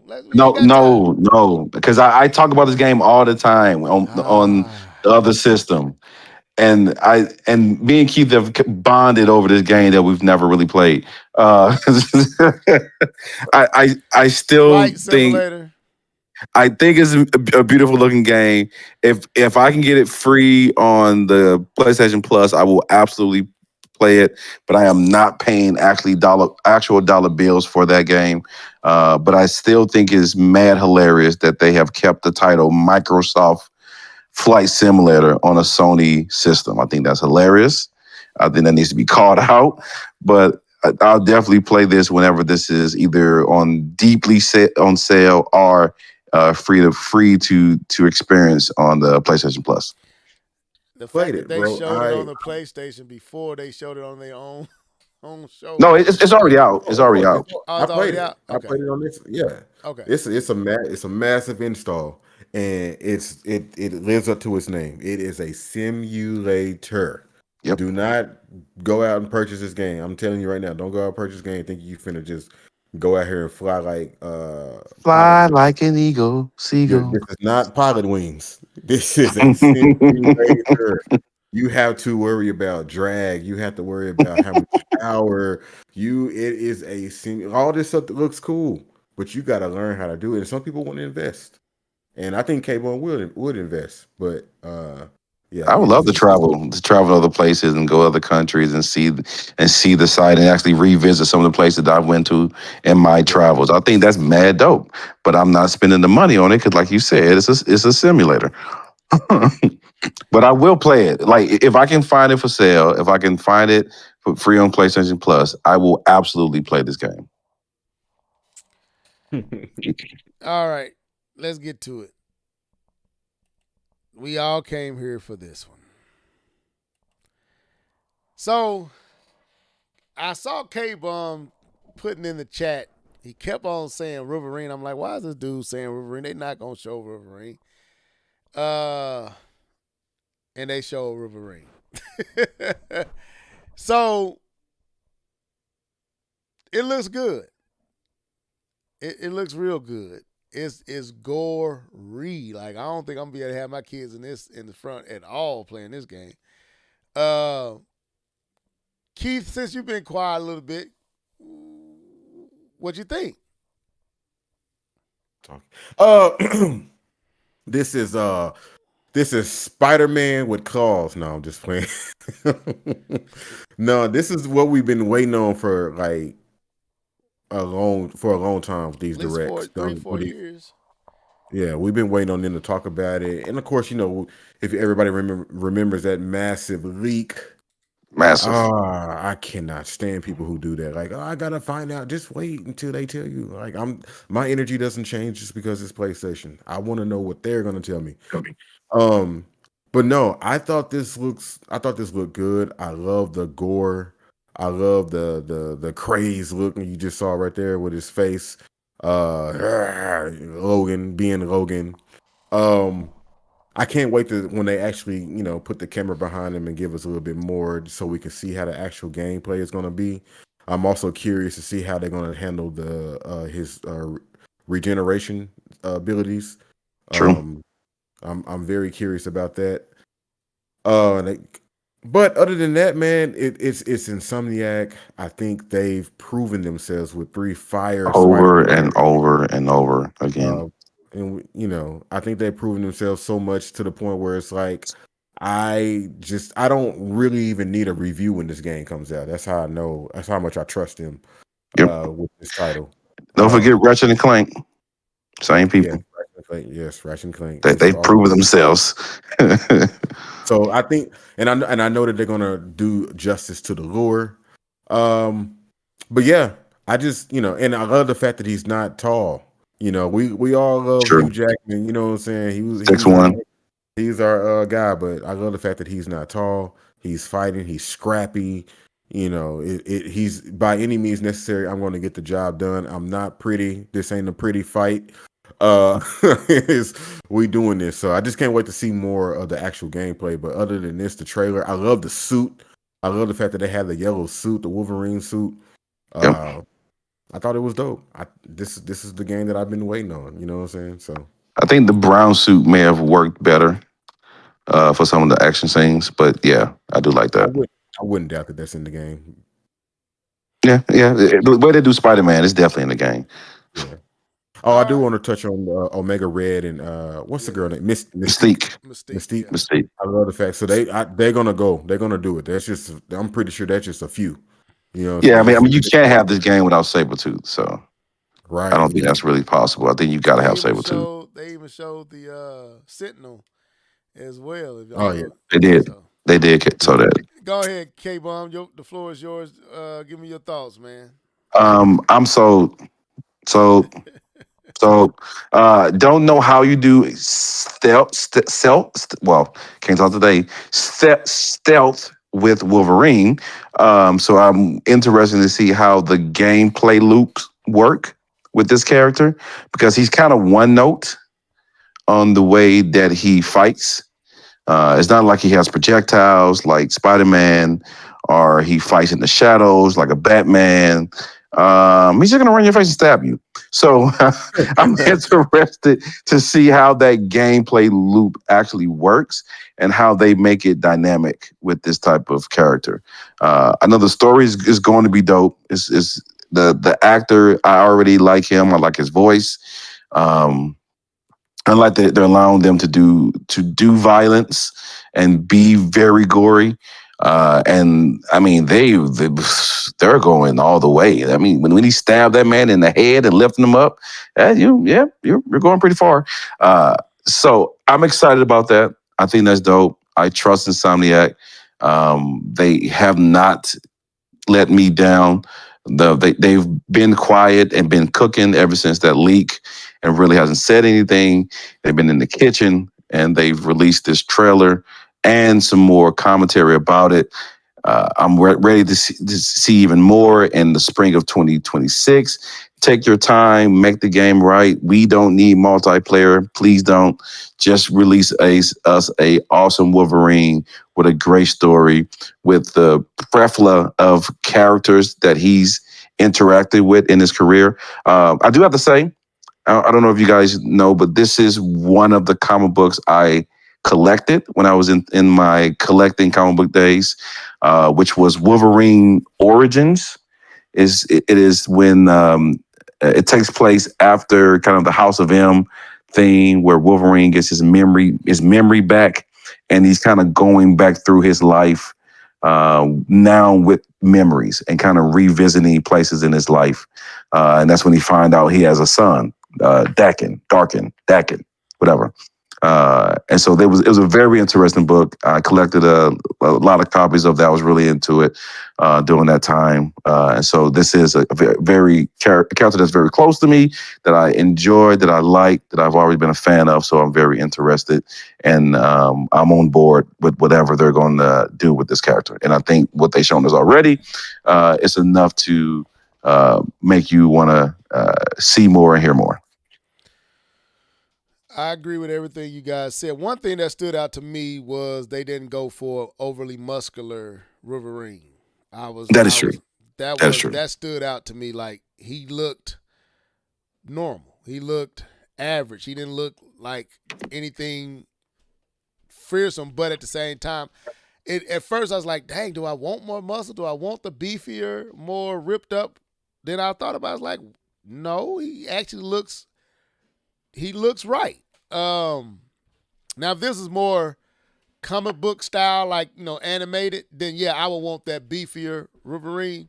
But this more realistic look, I kind of like him looking like Logan. Looking like just basic, simple farmer looking type guy that got this crazy ability. It's ferocious. Wolverine is ferocious. When he stabbed old dude through his chin and came up in the alley, I was like, Lord, they really they did that. They didn't stab him in the head, bro. Yeah. And then when Omega Red, see, I know Wolverine. It was Hulk, and Wolverine was my two favorite comics back in the day. I used to love Wolverine. I used to love Hulk. And I remember finding out that Omega Red was one of Wolverine's fearsome rivals. Yep. And to see Omega Red show up like he did, just show up with the tentacles and wrap it around his neck, like, that was so dope. And and the graphics, the visuals. I don't know what Insomniac be doing, but whatever they do, they need to keep doing it, because from Ratchet and Clank to Spider-Man to this, yes. This is not Spider-Man. I don't know who keeps saying this is Spider-Man. No, this ain't Spider-Man. He's a lot more tank, like in my opinion. Wolverine come off almost like an unstoppable force. Like he Yeah. fast, he quick, he even though he's small in stature, he's weighty. And you can kind of see that difference from what Spider-Man was. He's not jumping over you and around you. He's going through you. He going Yep. through you. He ripping straight through you like you a piece of metal, and he just tanking through you, man. And that's totally different from Spider-Man flipping and acrobatics. So, yes, I'm here for all of this. Did they give us a date? Fall of 2026. Fall. Oh, that's right. They did say fall of 26. So basically, Fall of next year. 2026. Next year. Yeah. K-Bun, this might make you have to go buy that Pro, sir. You might have to get that Pro, K-Bun. With these prices. Yeah. In this economy? So let's go, because we got so much more to cover. So overall grade, I'm going to give it a 7. I'm going to give it a 7 out of 10 for the whole show. Wolverine was excellent. Wolverine was 10 out of 10. That was awesome. But for the show, I'll say 7 out of 10. Because we got to keep it moving. I'm gonna give it a 5 out of 10. It was all Wolverine for me, and I acknowledge the other games. It just wasn't for me. Fair. That's fair. K-Bun. This was above average. I definitely believe this was a above average show. And so it borderlines to me to be really good, but we didn't see enough new stuff for me to even give it a better score than that. So that's why, to me, it sits at a flat 8 out of 10. Okay, 8 out of 10. All right, so that wasn't all that took place this week, man. It's a whole lot. So the Tokyo Game Show happened this week. Now, I'm going to be honest with you. I didn't really dive into the Tokyo Game Show like that. But there has been a lot of stuff coming out of the Tokyo Game Show that I do want to talk about. Now, Xbox did have a presentation. Who? Look, y'all, don't do that. don't do that, man. Xbox had a presentation for the Tokyo Game Show. And so, did any of you guys watch it? Huh? Come on now. Did any of y'all watch the Xbox? I was on vacation. I don't know what you're talking about. That was today. When? That happened today. I was on vacation. Okay. Everybody want to be disrespectful to old Microsoft. It was one game. It was one game that they did show that I do want to see. They don't have a timestamp. This game right here. What was it called? No, not Sea of Thieves. It was this opening game that they showed. Phil losing all type of weight. Gungrave. Is that what it's called? Gungrave, blood. Full rebuild. Okay, so whatever this is, I like these type of games. These over the top, John Wick. This kind of gave me like Ninja Gaiden with guns vibes. K-Bum, did you see this? Clearly, Keith saw it. What? This might not be up your alley. What K-Bum. in the Japanese is this? Like I said, it's different, but it looks cool. You said Phil stressed out. He might be. With that $1,000. This looks like a Ninja Gaiden with guns to me. I like Japanese anime and there was another game that had that would have fighting with swords, and all of a sudden he'd pop a gun out. I'm trying to remember what that game was. Gungrave for Blood. Is it Blood? Didn't Devil May Cry have a gun? Blood Eat? Is that Eat? Blood Heat. Blood Heat. Oh, that's an H. Okay. Gun Rave Core Blood Heat. That's a stupid name.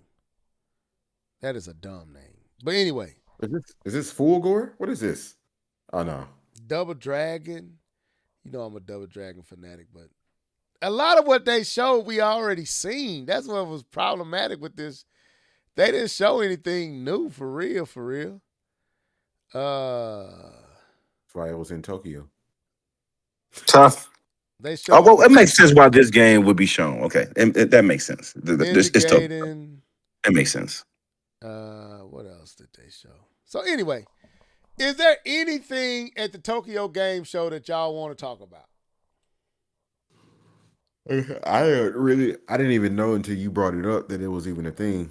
Oh, they got Double Dragon. What is this? Yeah, A side scroller? No, it's a 3D fighting Double Dragon. It's.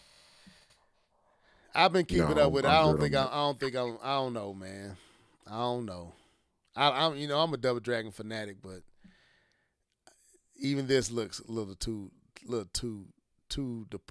much of a departure. They saying Nintendo lawyers might want to pick up their pens because Animo's trailer. That's what I'm glad you. That's the one I want to talk about. It do like Pokemon, but this to me it doesn't look like Pokemon. I'm not saying that. Yeah, the anime may look like characters Pokemon. look like characters, but look like they cannot. It does and it doesn't. And Nintendo got to stop. They don't own that art style to that degree. But what this does, this is what I want to talk about. I'm glad you mentioned it. This makes you realize just how lacking the Pokemon stuff has been visually. This is what Pokemon is supposed to be looking like. And who is a Game Freak? What's the name of the people that do Pokemon? Game Freak. Game Freak needs to look at this stuff and say, man, what are we doing? What are they doing that we are not doing? Because this is, to me, when I saw this, I was like, no, am I into this? This is something I would play? Probably not. But yeah, does it give you Pokemon vibes? Yeah, because it's got that style. But I don't think Nintendo can copyright the visual style of Pokemon. Maybe they don't look like Pikachu, but you could definitely tell the stuff was what's the word, influenced by Pokemon, and I don't think nothing wrong with that. But visually, this makes Pokemon look like this is blowing Pokemon away visually. For the record, yes, you gotta at this point just accept it. I've accepted it. No, Keith, I'm done accepting. No, why? No, I accept that's what Pokemon ain't for me. I don't that's give the direction. No, if that's the direction that they want to go with Pokemon, then I would never play a Pokemon game. I'm slapping you. Slap yourself. No, let me finish. No, accept it, man. You gotta accept it. No, they gotta do better. Let me finish. All right, don't be doing what I'm saying is. What I'm saying is, it's not the visual style that Nintendo can even approach this with. It would have to be whatever the gameplay mechanic is. When they got to Power World, it was the orbs. They look like Pokeballs, But I think Nintendo's so slick. They put out a patent right afterwards. But yeah, they had to get them on game mechanics. They couldn't get them on the visuals. Right, that is what it is. I'm talking about. I feel like. Visually, there is no reason at this stage of the game that Pokemon visually couldn't be looking like this visually. That's what is missing. It's like it's stuck. It's stuck in a space that, and I guess if you just play that, you play that. You're right. Pokemon is not for me, but I do think Pokemon needs a visual overhaul as far as the quality of the visuals that they putting out there. We made fun of all them Pokemon games and how bad they were running and how glitched up they were. And the game is not even pushing anything visually, graphically, artistically, at all. So how is it running janky? That means you don't care. You have a cash cow that as long as you put it out there, they gonna buy it so you can be lazy. Game Freak is lazy. And I think we need to see more games like this and more games like the one that they just do, Power World, to show these people, look, y'all deserve, at least from a visual standpoint, I'm not talking about gameplay, from a visual standpoint, y'all deserve better. Y'all deserve better. And that's all I can say. Game Freak is making that one Xbox I game know. or whatever. And So you know, they got it. Right, that's my point. That's we said that thing. Anyway, let's continue. We don't got that much time. Okay, well, you don't want to talk about Pokemon? Pokemon? He's silent. Are we being funny here, or are we being serious? If you don't go to the next topic, now I did play Pokemon back in the day. I was a Pokemon fan. I played Pokemon Stadium on 64. I played it. I enjoyed it. I thought it was fun. But I am a grown man. I am no longer playing Pokemon. I am sorry. I don't care. Continue. Okay, so like I said, we didn't do that much peering into the Tokyo Game Show, but there was something that leaked out from the game show that we got to talk about. So we was shocked a couple of weeks ago when Nintendo, in their direct, showed a game that no one but myself here predicted and was true. Wow. And, you know, y'all didn't believe it was coming. Keith didn't believe it was coming. Wow. Keith, you didn't believe it was coming. So give me my credit, man. Wow. Just give me my credit. I gave you your credit. You said Riverine was going to be here. I didn't believe it was there. I don't even know what you're talking about right now. I'm just wowing how you set this up. I got it. It's a good setup, though. I thought it was real good. Okay. But I said Resident Evil Requiem will be announced for the Switch 2. And it was. And we got to see an early look into the game. So we looked at okay. It looked nice. Shocked some folks. But we have gotten some even better footage. And I think we need to show this and talk about it. Have y'all seen this? And this is handheld. It's off camera, so it's not direct. It's camera footage, phone or camera. But have y'all seen this running? Keith, shouts out to Keith. He sent me one that was on X, but I found this one, and it's in English, and they talking about it. But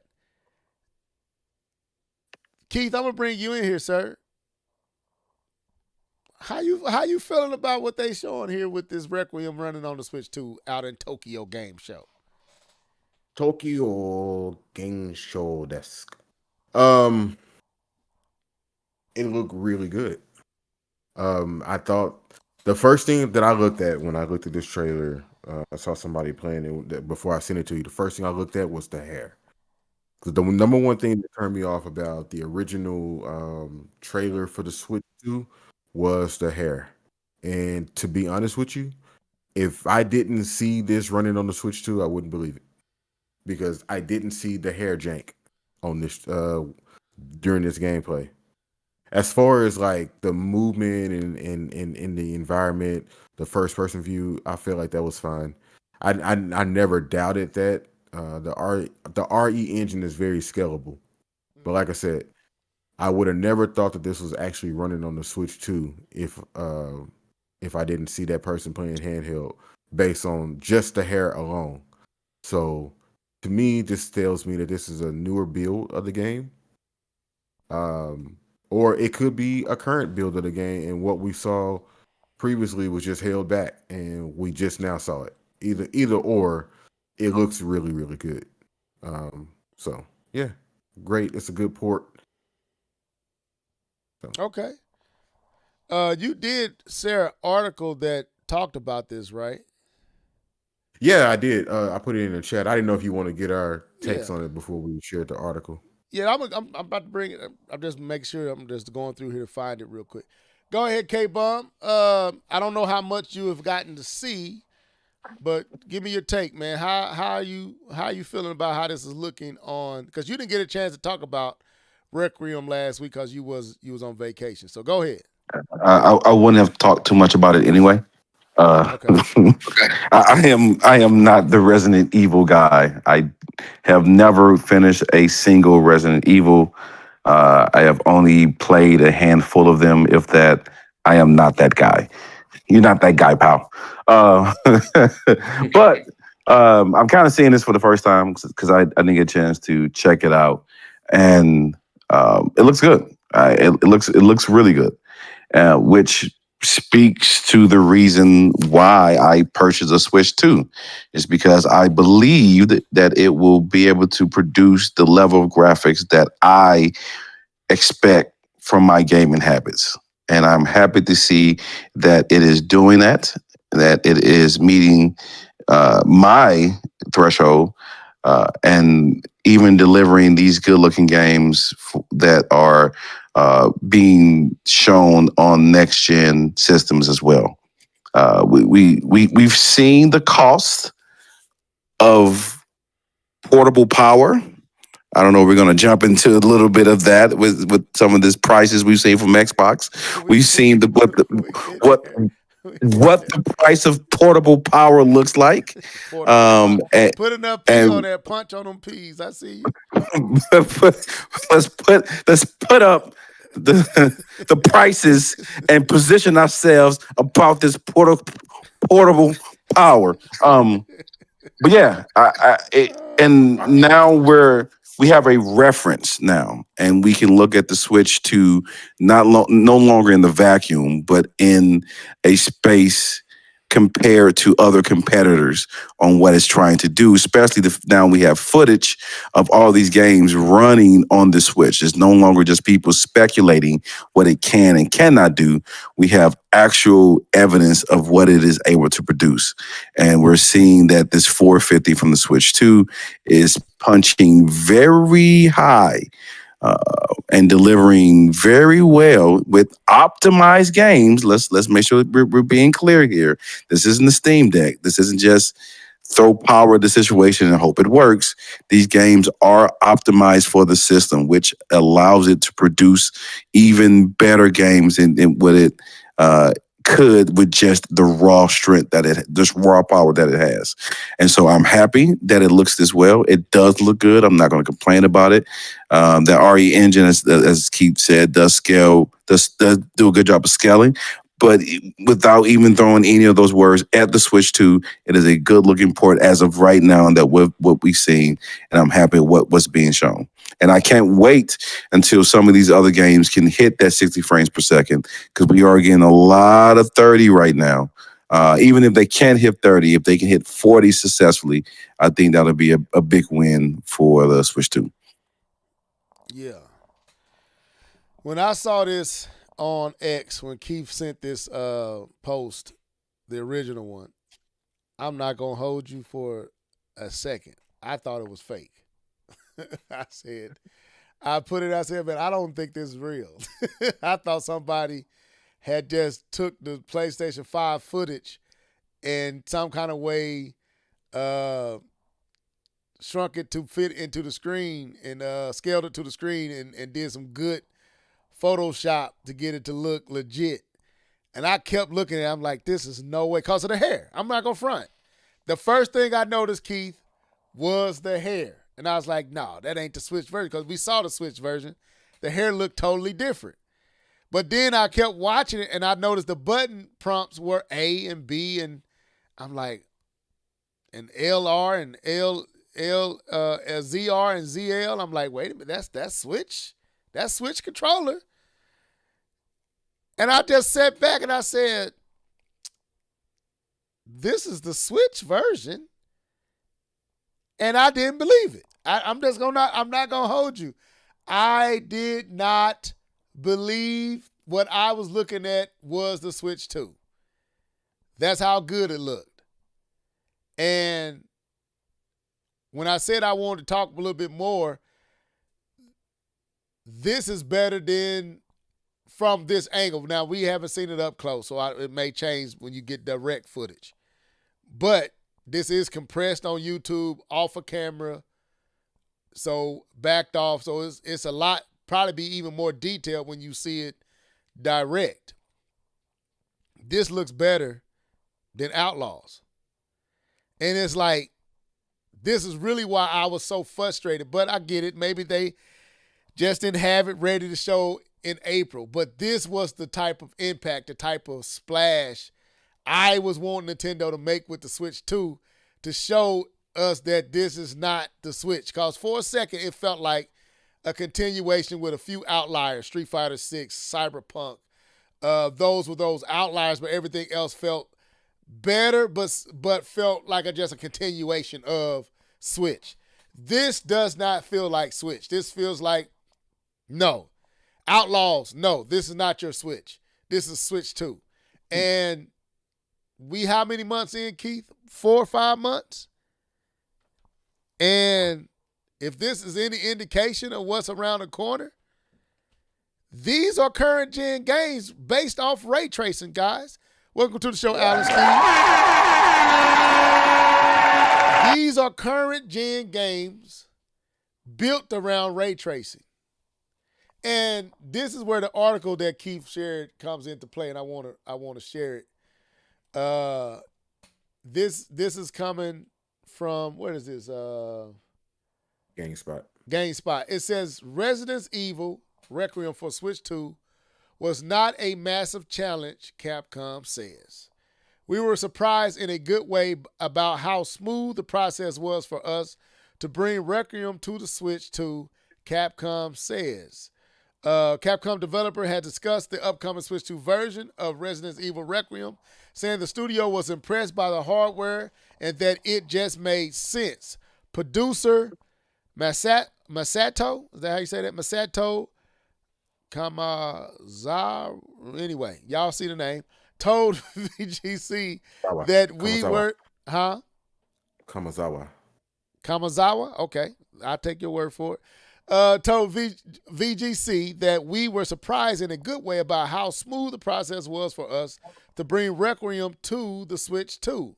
It just made sense that we felt that we needed to, since we felt that we don't need to wait on the one or do a separate project after the main game. We can just bring the main game to the hardware immediately, he said. That's something of a change from Resident Evil series, as no mainline installment have released day one on a Nintendo platform in decades, meaning this is coming out day and date with the other versions. But Requiem is coming to Switch 2 in February 2026 alongside the PlayStation 5, PC, Xbox Series X, and S edition. Another Capcom developer, Koshi, I'm not trying to say these names, said Requiem was being developed in a highly stable way, a scalable way. So even though the Switch 2 isn't as powerful as other systems, goes back to what K-Bomb said, it can still run Requiem. It wasn't that difficult for us. It wasn't that difficult for the console platforms and also high-end PCs with the path tracing and that kind of thing. So adding the Switch 2 into the mix was just a case of somewhere else to scale it to rather than a particular massive challenge. So basically, Keith been saying it, K-Bomb kind of alluded to it. The RE engine is very scalable, and it wasn't a challenge to, properly optimize the game for the Switch 2. And we're seeing the, the evidence and the, what's the word? The results of their labor.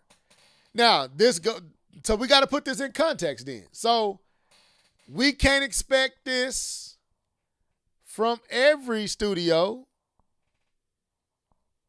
but with the right optimization, Yep.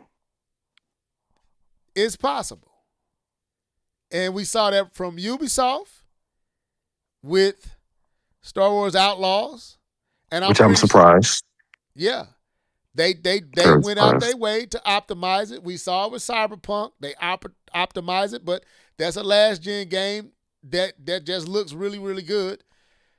This current gen games, if you optimize them and you do it right, it can look not just good, it can impress you on the Switch too. That's what's shocking me. But go ahead. I don't want to hold us too long on this. No, I actually kind of slightly disagree with you a little bit. Go ahead. I think we should. I think we should expect that not just on the Switch, but on all these devices, PlayStation 5, Xbox, PC. I think we should expect that level of care and optimization into these games. I'm a lot of these games. Okay, I'll say it to you like this: I want to play Snake Eater, but I seen the performance that my graphics card gets on PC. I've seen the performance of the PlayStation 5 and the other console, Xbox, and it's like I don't think I'm getting this game. I'm like, why? No, come on, man. You can play with the lights on. Why? Why are these games not performing that great? You just saw Borderlands 4 get delayed indefinitely. Gearbox delayed that this week for Borderlands 4 on Switch 2. And at first it was looking great, but then the game comes out and it's not really optimized on all fronts. So I'm not disagreeing with you to say that you're wrong. I'm just saying I feel like we should expect the best optimization on all fronts because these games do be looking good, man. These games we want to play them, and then you get them, and I gotta wait on the patch. You know, I gotta wait on the next updates before I can play the game. You know what I'm saying?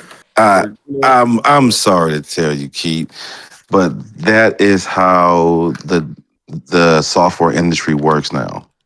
You're not sitting back and getting the best you can get. What you're going to get is there's a word they use in software development. I'm trying to remember what it's called. And it's to deliver. I can't remember the actual wording that they say, but it's to deliver a serviceable product that's going to be spruced up and added upon later. That's how, like, not just game development, but that's how software. Passable, acceptable. No. It's I think it's MVP is what it's called. Something valuable product or something like that. I forget the name of it. But it's a product that meets the criteria of the users, the end user, but it's not maximized. It's not optimized. It has enough features and setup to be usable, but it's not optimized in its highest performing, the highest performance way that it can be. That is just how software development works. I'm sorry, that how it works. We used to develop in a way that the product that we send out at the end, when we were done with the product, that when you get your hands on it, it's the best product that you can get. And then we find ways to improve upon it. That is not how software development works anymore. That is gone. And so I understand what we're saying about this optimization, but you have to understand that a lot of companies go in with these high goals, right? These lofty goals of how they want the game to look, how they want it to play like, and stuff like that. And then what you get is they're cutting things off or back to get it to perform well, because you had these lofty goals and all of the features or technologies are not working together to be optimized. And so you get these optimizations in spurts as the game is released, and then it is continuously optimized after the fact. That's why, because of the fact that we have access to patches and update games at any point, right? That you're not going to get what you are when you first get the game, it's not going to be the best game you can get. It's going to be the best game allowed it within the time frame that they set. And I'm just speaking from a perspective of I work in software development. I myself is in QE. I have yelled at them that things are not ready, but they have made agreements to product. They have made agreements to customers, and it's going to go out. So get into a state where it's usable, and it's going to go out, and we'll update and fix it later. That's how it works. That's how game development works. That is how software development works. So I get your point, but you're setting yourself up as you think that all the games are going to come out, because that's not the culture of software development. Well, they will get my money Well, on a sale when they finish. What I was saying is, I agree with Keith. I'm with Keith that we should expect it, but I know, just being realistic, not every studio is going to go through the heavy lifting and the optimizing to make the best product they can on the Switch 2. Now that's it's the time. It's not that they can't do it. I know it's how much time you are allowing for those phases of optimizations right before release. That's what I'm saying. Right. And I'm saying I'm not going to hold my breath expecting and looking for every studio to come out with a Requiem or a Outlaws or a Cyberpunk.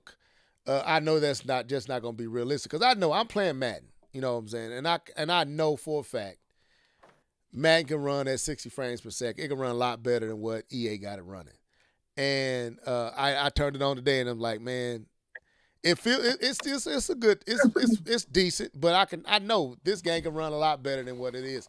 So I know there's no point in holding your breath waiting on these studios to do their best. Even though these games are showing, if you take the time and you do what's smart for the Switch 2, you can get not just decent, you can get awesome on the system. So that's what stood out to me.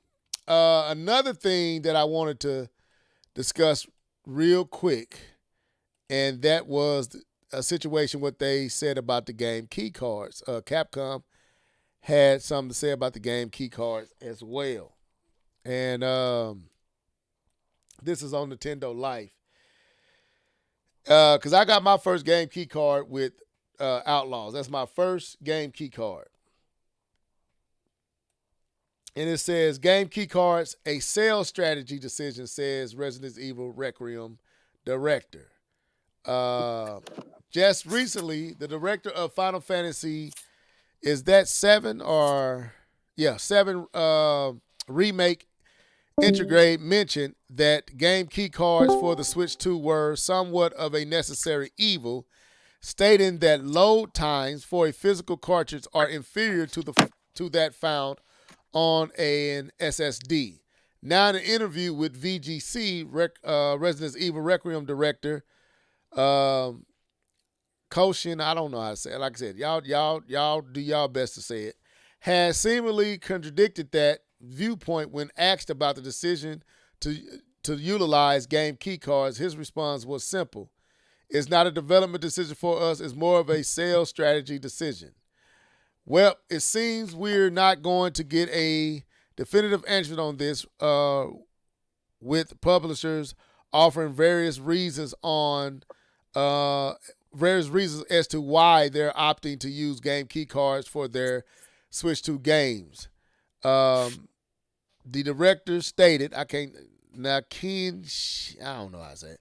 Statement here lends credibility to the assumption that cost is the major factor. So it seems like Capcom is not aligning with what the developers of Final Fantasy VII Intergrade said.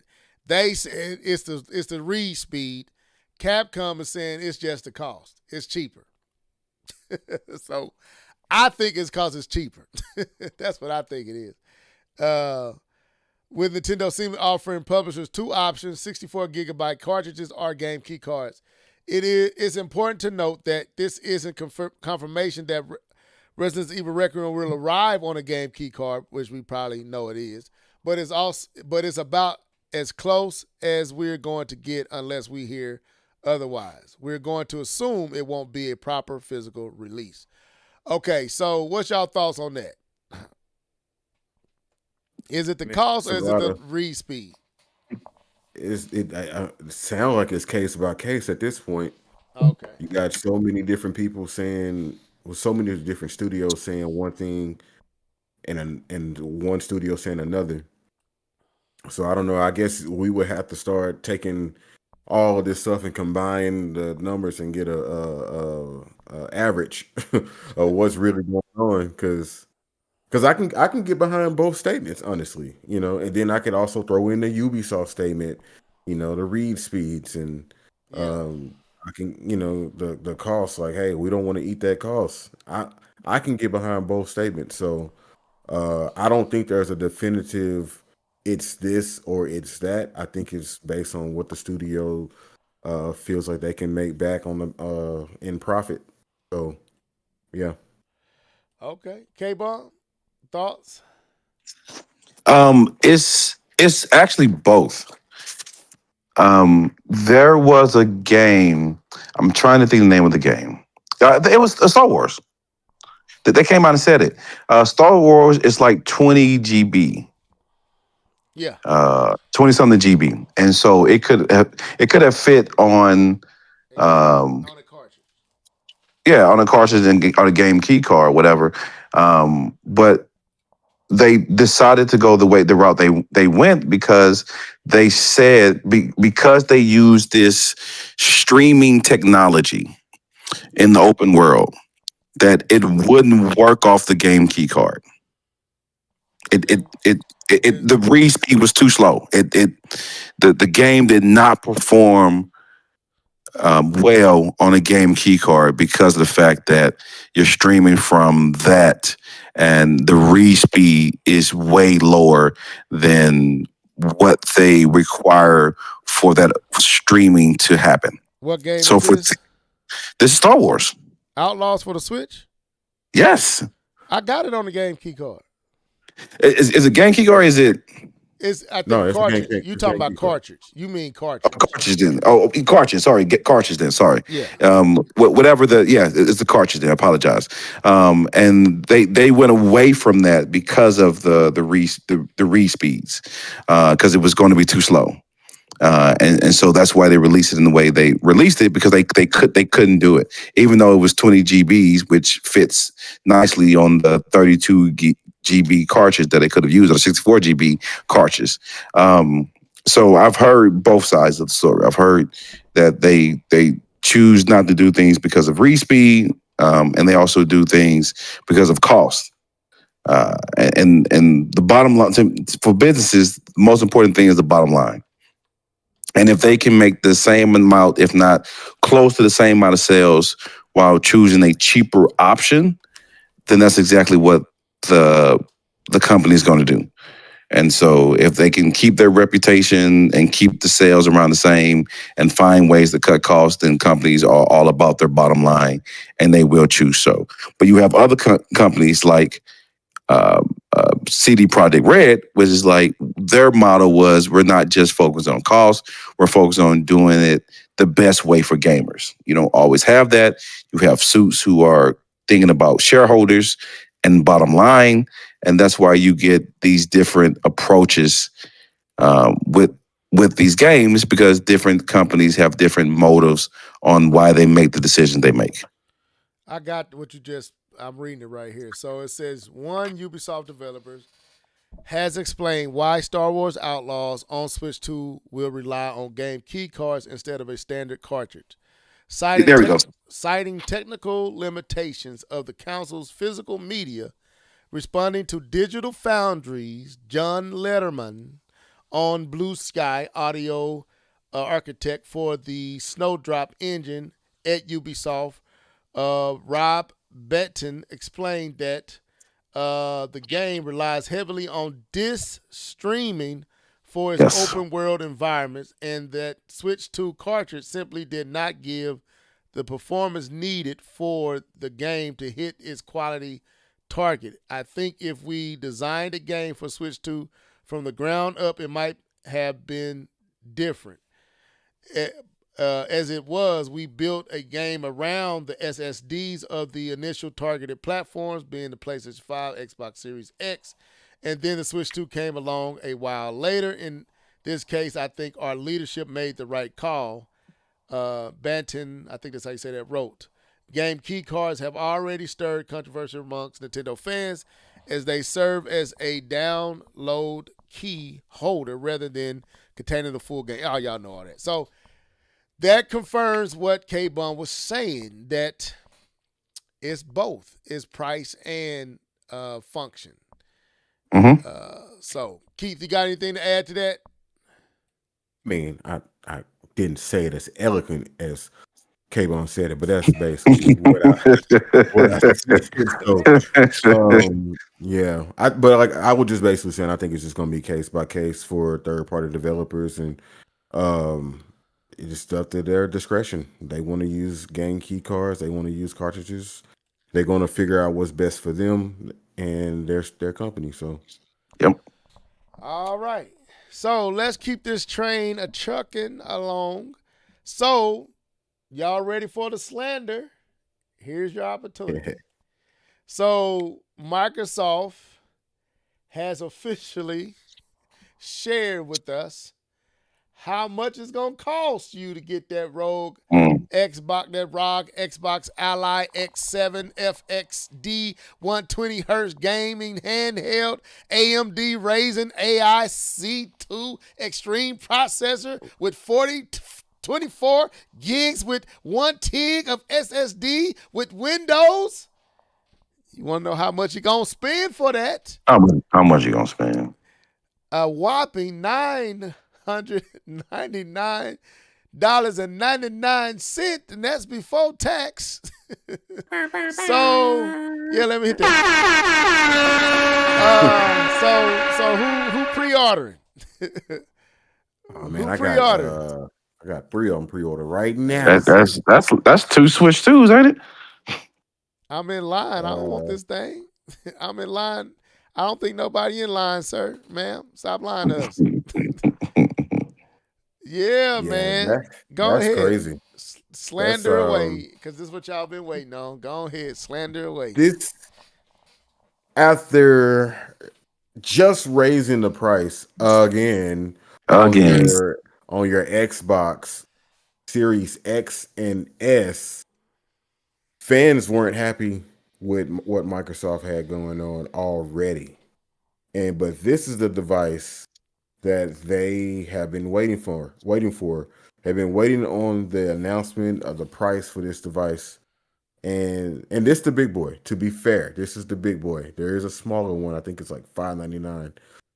But the ROG Ally X is priced at $999.99 USD. And I've seen some diehard Xbox fans already say it's not happening. I'm not gonna get that. They priced it out of the realm of where I feel comfortable paying for a device. Mind you, the Nintendo Switch, yes, I'm doing it. $499. People are upset with game key cards, or $449, whatever. People are upset with game key cards. I don't own my games. There is no physical cartridge for this device that I know of. So all games on this device will be digital. So you're paying $1,000 for all digital, which for me, I don't care. But for those people who are, complaining about not having physical games, I don't own my games. Well, just consider that this is $1,000 device, all digital. So just keep that in mind. But other than that, I did get a chance to, I think it's Linus Tech Tips. I did get a chance to see him and the other guy. I can't think of his name.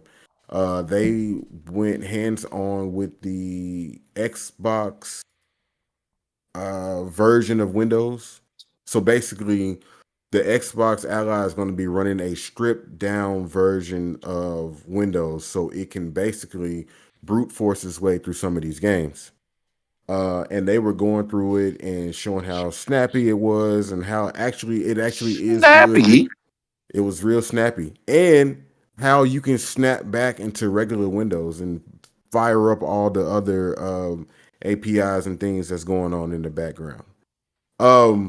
So I thought that was pretty cool. I'm actually more curious about that than this device. I want to see how that's going to work. I want to see how that's going to work if I was to download that, and could I use like the gaming mode so I can uh, free up some resources to play games at higher fidelity and better performance.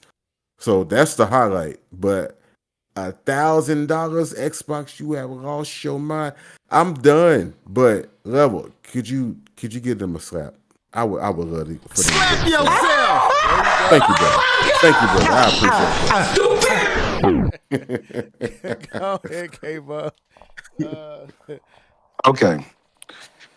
I am going to take my position that I took before the Switch 2 came out. K-Bomb 20, the PlayStation fan, the lover of PS games, was defending the Switch 2. And I'm going to say this for all you suckers who said that the Switch 2 was overpriced, that Nintendo has gone too far, that they have priced you out of the market.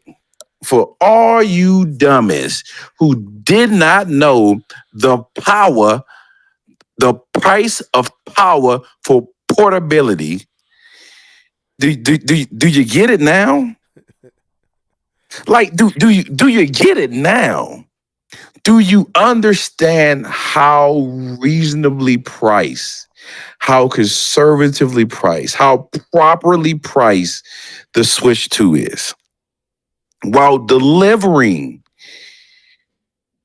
Xbox Series S on some titles level graphics, while being portable, but while being not portable, while being a hybrid, that something that this $1,000 system still won't be able to do. It will be a portable system. It is not a hybrid system. The Steam Deck is not a hybrid system. The only hybrid system, from my knowledge, let me say that, from my understanding, is the Switch 2. And so for all you crybabies, whiners, complainers, frustrated, if anyone remembered the Switch 2 reveal, the last thing K-Bomb argued about was the price. I said, that's a deal. I don't know if people remember what I said. You did. I said that's a deal. You did. You said what? I said I got to co-sign that. You did do that. That's a for what that's doing. 120 1080p on the screen, 4K docked. That's a steal, brother. Steam Deck can't. The original Steam Deck couldn't even when they were doing comparison, they couldn't even do 1080p in comparison videos. They had to knock it down to 900. That's a steal, brother. 450. Do you get it now? And understand this. Even with your $1,000 system, Xbox for fanboys, you are not receiving all of these optimized games. Some of your games will be. Some of your games will be optimized, like we're saying on the Switch 2, which allows that Rec Room to look as good as it does, like Cyberpunk to look as good as it does, because as they've done in the comparisons that they have said, Digital Foundry and others, there is no one-to-one comparison with Steam Deck or PC or PS4 or PS5 when it comes to the Switch 2, because it is its own set of settings. After you get done paying your $1,000, you're going to see games run better on the Switch 2. I guarantee you. because it's not brute forcing it with an operating system taking up some of your RAM and your processing power. And you're going to sit there and be like, oh, that. So this is from a Sony fan. This is from someone who has said out of his mouth, I am afraid of Sony making a handheld system because I don't believe they will price it accordingly. Those are my words out of my mouth. I am afraid of Sony's handheld because it's going to look like what we're looking at now, $1,000. So it's overpriced. But actually, it's not overpriced. The Switch is properly priced. This actually is not overpriced. Let's be honest here. It is priced to according to the market. What you are seeing is how awesome NVIDIA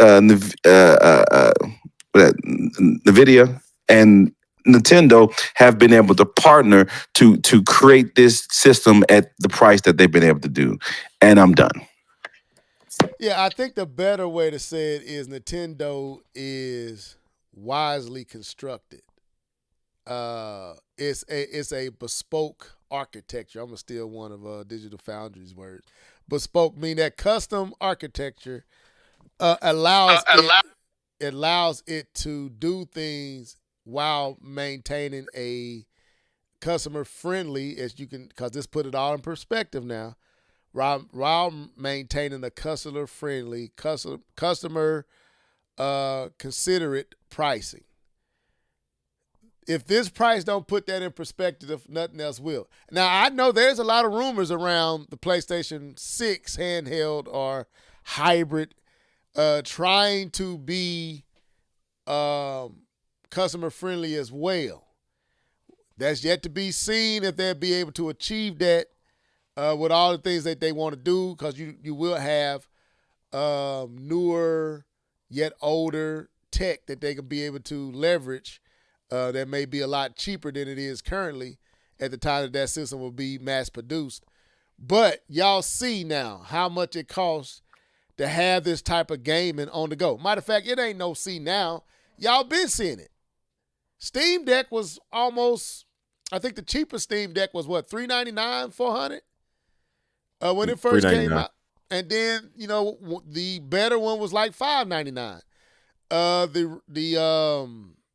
What was the other one? The Legion Go. Rogue. Yeah, Legion Go's was like $600-$700, and the Ally was the same, about $600-$700.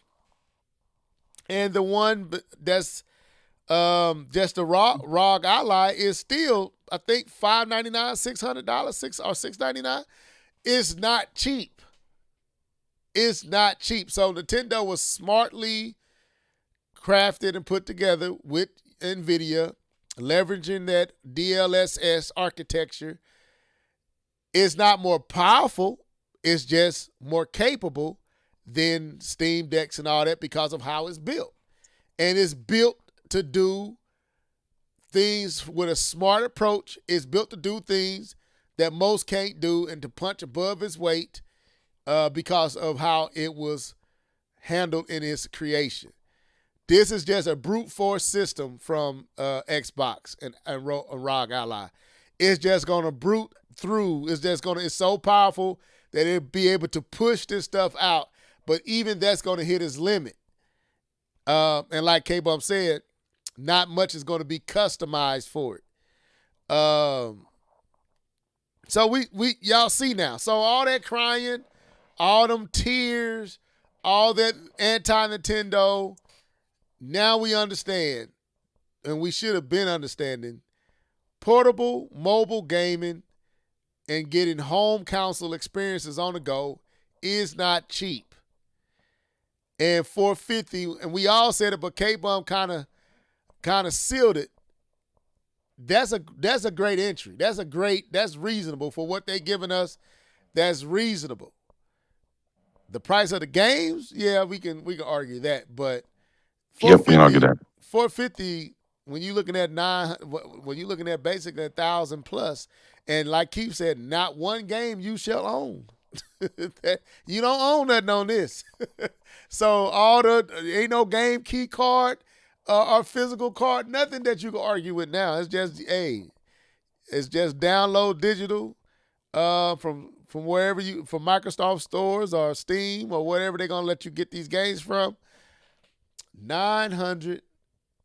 That's what my computer costs a little bit more than that back in the day. I'm buying this computer, and I got this computer on sale for that price, but still, that's not cheap, folks. That will never see the light of day in this house. My wife would beat me into the house and back out the house, into the car and out of the car at the same time. I wouldn't have no resting spot if I wouldn't try to buy this thing. So yeah, y'all see why Nintendo did what they did. So shouts out to Nintendo. Yeah, this is not cheap. And the Xbox just raised all their prices. Good Lord. They don't want nobody to buy no Xbox systems. So They don't want a single person to own. That's why they did this is an Xbox, because they want everybody else to be an Xbox except an Xbox. Because you can't be expecting sales when you already struggling, and now you went up another like $50 or $100 or $70 on some of your system. That is, I know it's the tariffs. I understand. I know it's not Xbox's fault. It's not their fault truly, but good Lord, it's not a good look. The optics are not good at all, brother. Let me ask you this: the Xbox, is it being manufactured in China? Yeah. Okay. How else do you get the chips? Okay, Do you get all that technology? Yes, it's so absolutely. Okay, are Xboxes selling? No, they weren't selling when they were supposed to be So selling. they should have a whole bunch of back stock that's already in these warehouses that shouldn't even be touched by tariffs. They should be able to keep. If anybody, my argument is, if anybody should be able to keep this and maintain their same price, it should be Microsoft, because they not selling any systems. There's plenty of back stock that they can keep at the same price. Matter of fact, they should be able to lower their price. But anyway, Wow. Anyway, if we be technical, they not moving units like Nintendo and Sony. And Sony tried, at least they tried to keep it down. They raised it, but Microsoft double dipped in the raising of the price, and y'all ain't even selling nothing. So y'all making sure y'all gonna get something off these platforms. But anyway, they like, look, we don't have no new product coming in, and we raise the price. That means we get 2 for 1. Every one we sell, we get double what we pay for. Go ahead, Keith. Do we now understand why Phil looks the way he looks? He's stressed. He's like, good Lord, we got to do what? That's bro. We can't put that out there. Like the Phil Spencer's like, we can't do it. They're not going to buy it. They're not even buying what we. No. Come on, Phil. This is the only way we get our money back. He's stressed, y'all. He knows you can't get money back when you don't sell nothing. Man. So $0 is still $0, even if you rate the price up. So any other thoughts before we get out of here? So that's basically all I had. Was there anything else that I missed? I don't think I missed anything. Was there any other topic that because we covered a lot. We covered a whole lot tonight. Yeah, we covered a lot. We talked about Doug. We talked about. I didn't realize Sarah spoke. Yeah, she spoke. But what's she gonna do? Okay, so with that being said, hold up. You said Sarah spoke. You must have shared something. No, don't use that one. Okay. All right. So, all right. Well, that's the show for tonight.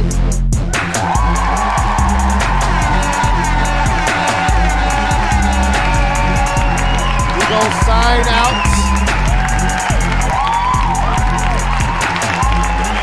Started with K-Bomb being back off vacation. Go ahead, bro. For sure, man. Again, enjoy catching back with the homies and get a chance to chop it up, talk about video games. Some of the things we enjoy or I enjoy doing. It was fun again, man. I got a chance to put my Nintendo pants on once again and defend Nintendo, which is still feels a weird position. But that's just early on we had the conversation about do I want Steam Deck or I want to Switch 2 or blah, blah, blah. Do I want to wait? I am very secure in my decision to get the Switch 2. Very, very. And all these events just continue to solidify that. So I'm happy. I've been enjoying it. I got 4 games for the Switch 2. Mario Kart, Civ, Silk, Hades 2. And I don't think I've purchased 4 games on the lifetime that I had for the original Switch. So that says a lot. And so that means a lot. So yeah, just wanted to give that tidbit before we get off. But anyway, signing off. Enjoy the podcast. Enjoy the chat. You guys were in there. All you guys that left comments, appreciate you. Appreciate you guys coming through as always and keeping us occupied and busy and conversation lit. So deuces till next time. Enjoy it. Mr. Norris, the floor is yours. Yes. Thank you, sir. Thank you. Yeah, man, K-Bone, happy that you're back. Glad you're back safe. Man, gaming. There's a lot of games, guys. There's so many games coming out. Pick your poison. I'll go on. I would be remiss to say that I don't think y'all can play all these games. So you're gonna have to make some choices this time around. Like, can't say there ain't nothing to play. But I'm a happy gamer right now. I hope everybody has a great weekend. Stay safe, be smart, drink moderately, don't go heavy. I don't know what I'm talking about. That boy did a PSA. We did miss a few things. We do not have to go into them. I just saw it. Seraphon did talk, but it was something that we were gonna mention, and I just had it. I lost it. What was it? You know what? I guess it wasn't that important then. I can't remember. Oh, something I wanted to bring up, but this wasn't on the notes. Mario Kart got an update. Yes.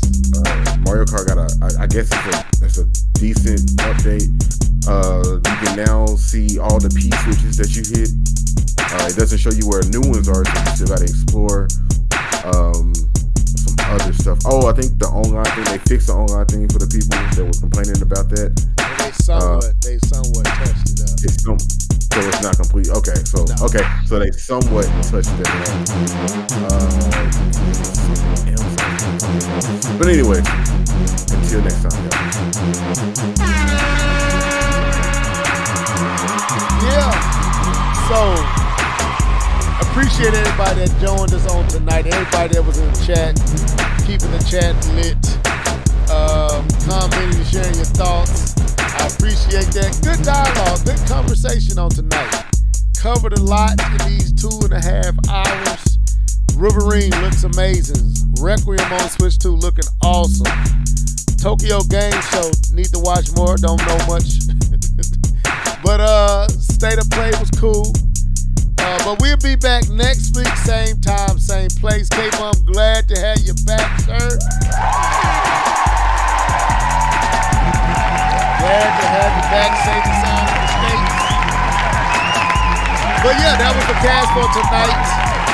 We'll be back next week, same time, same place, all in your internet streets, all in your eardrum, beating all inside your nostrils.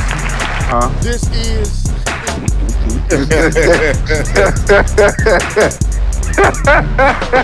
Anyway, I'm talking about the ear drum, folks. The ear drum. Y'all didn't catch it. This was the Live and Level and Immature Podcast. Signing out till next time. Y'all be safe and blessed. Oh, man. Deuces. Peace. Okay, Pete. What you doing over here? Go on Twitter.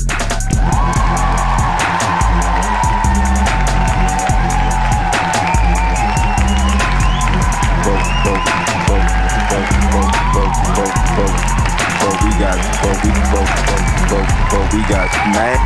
But we got smacked. But we got smacked. But we got smacked. But we got smacked. But we got smashed, bro, though.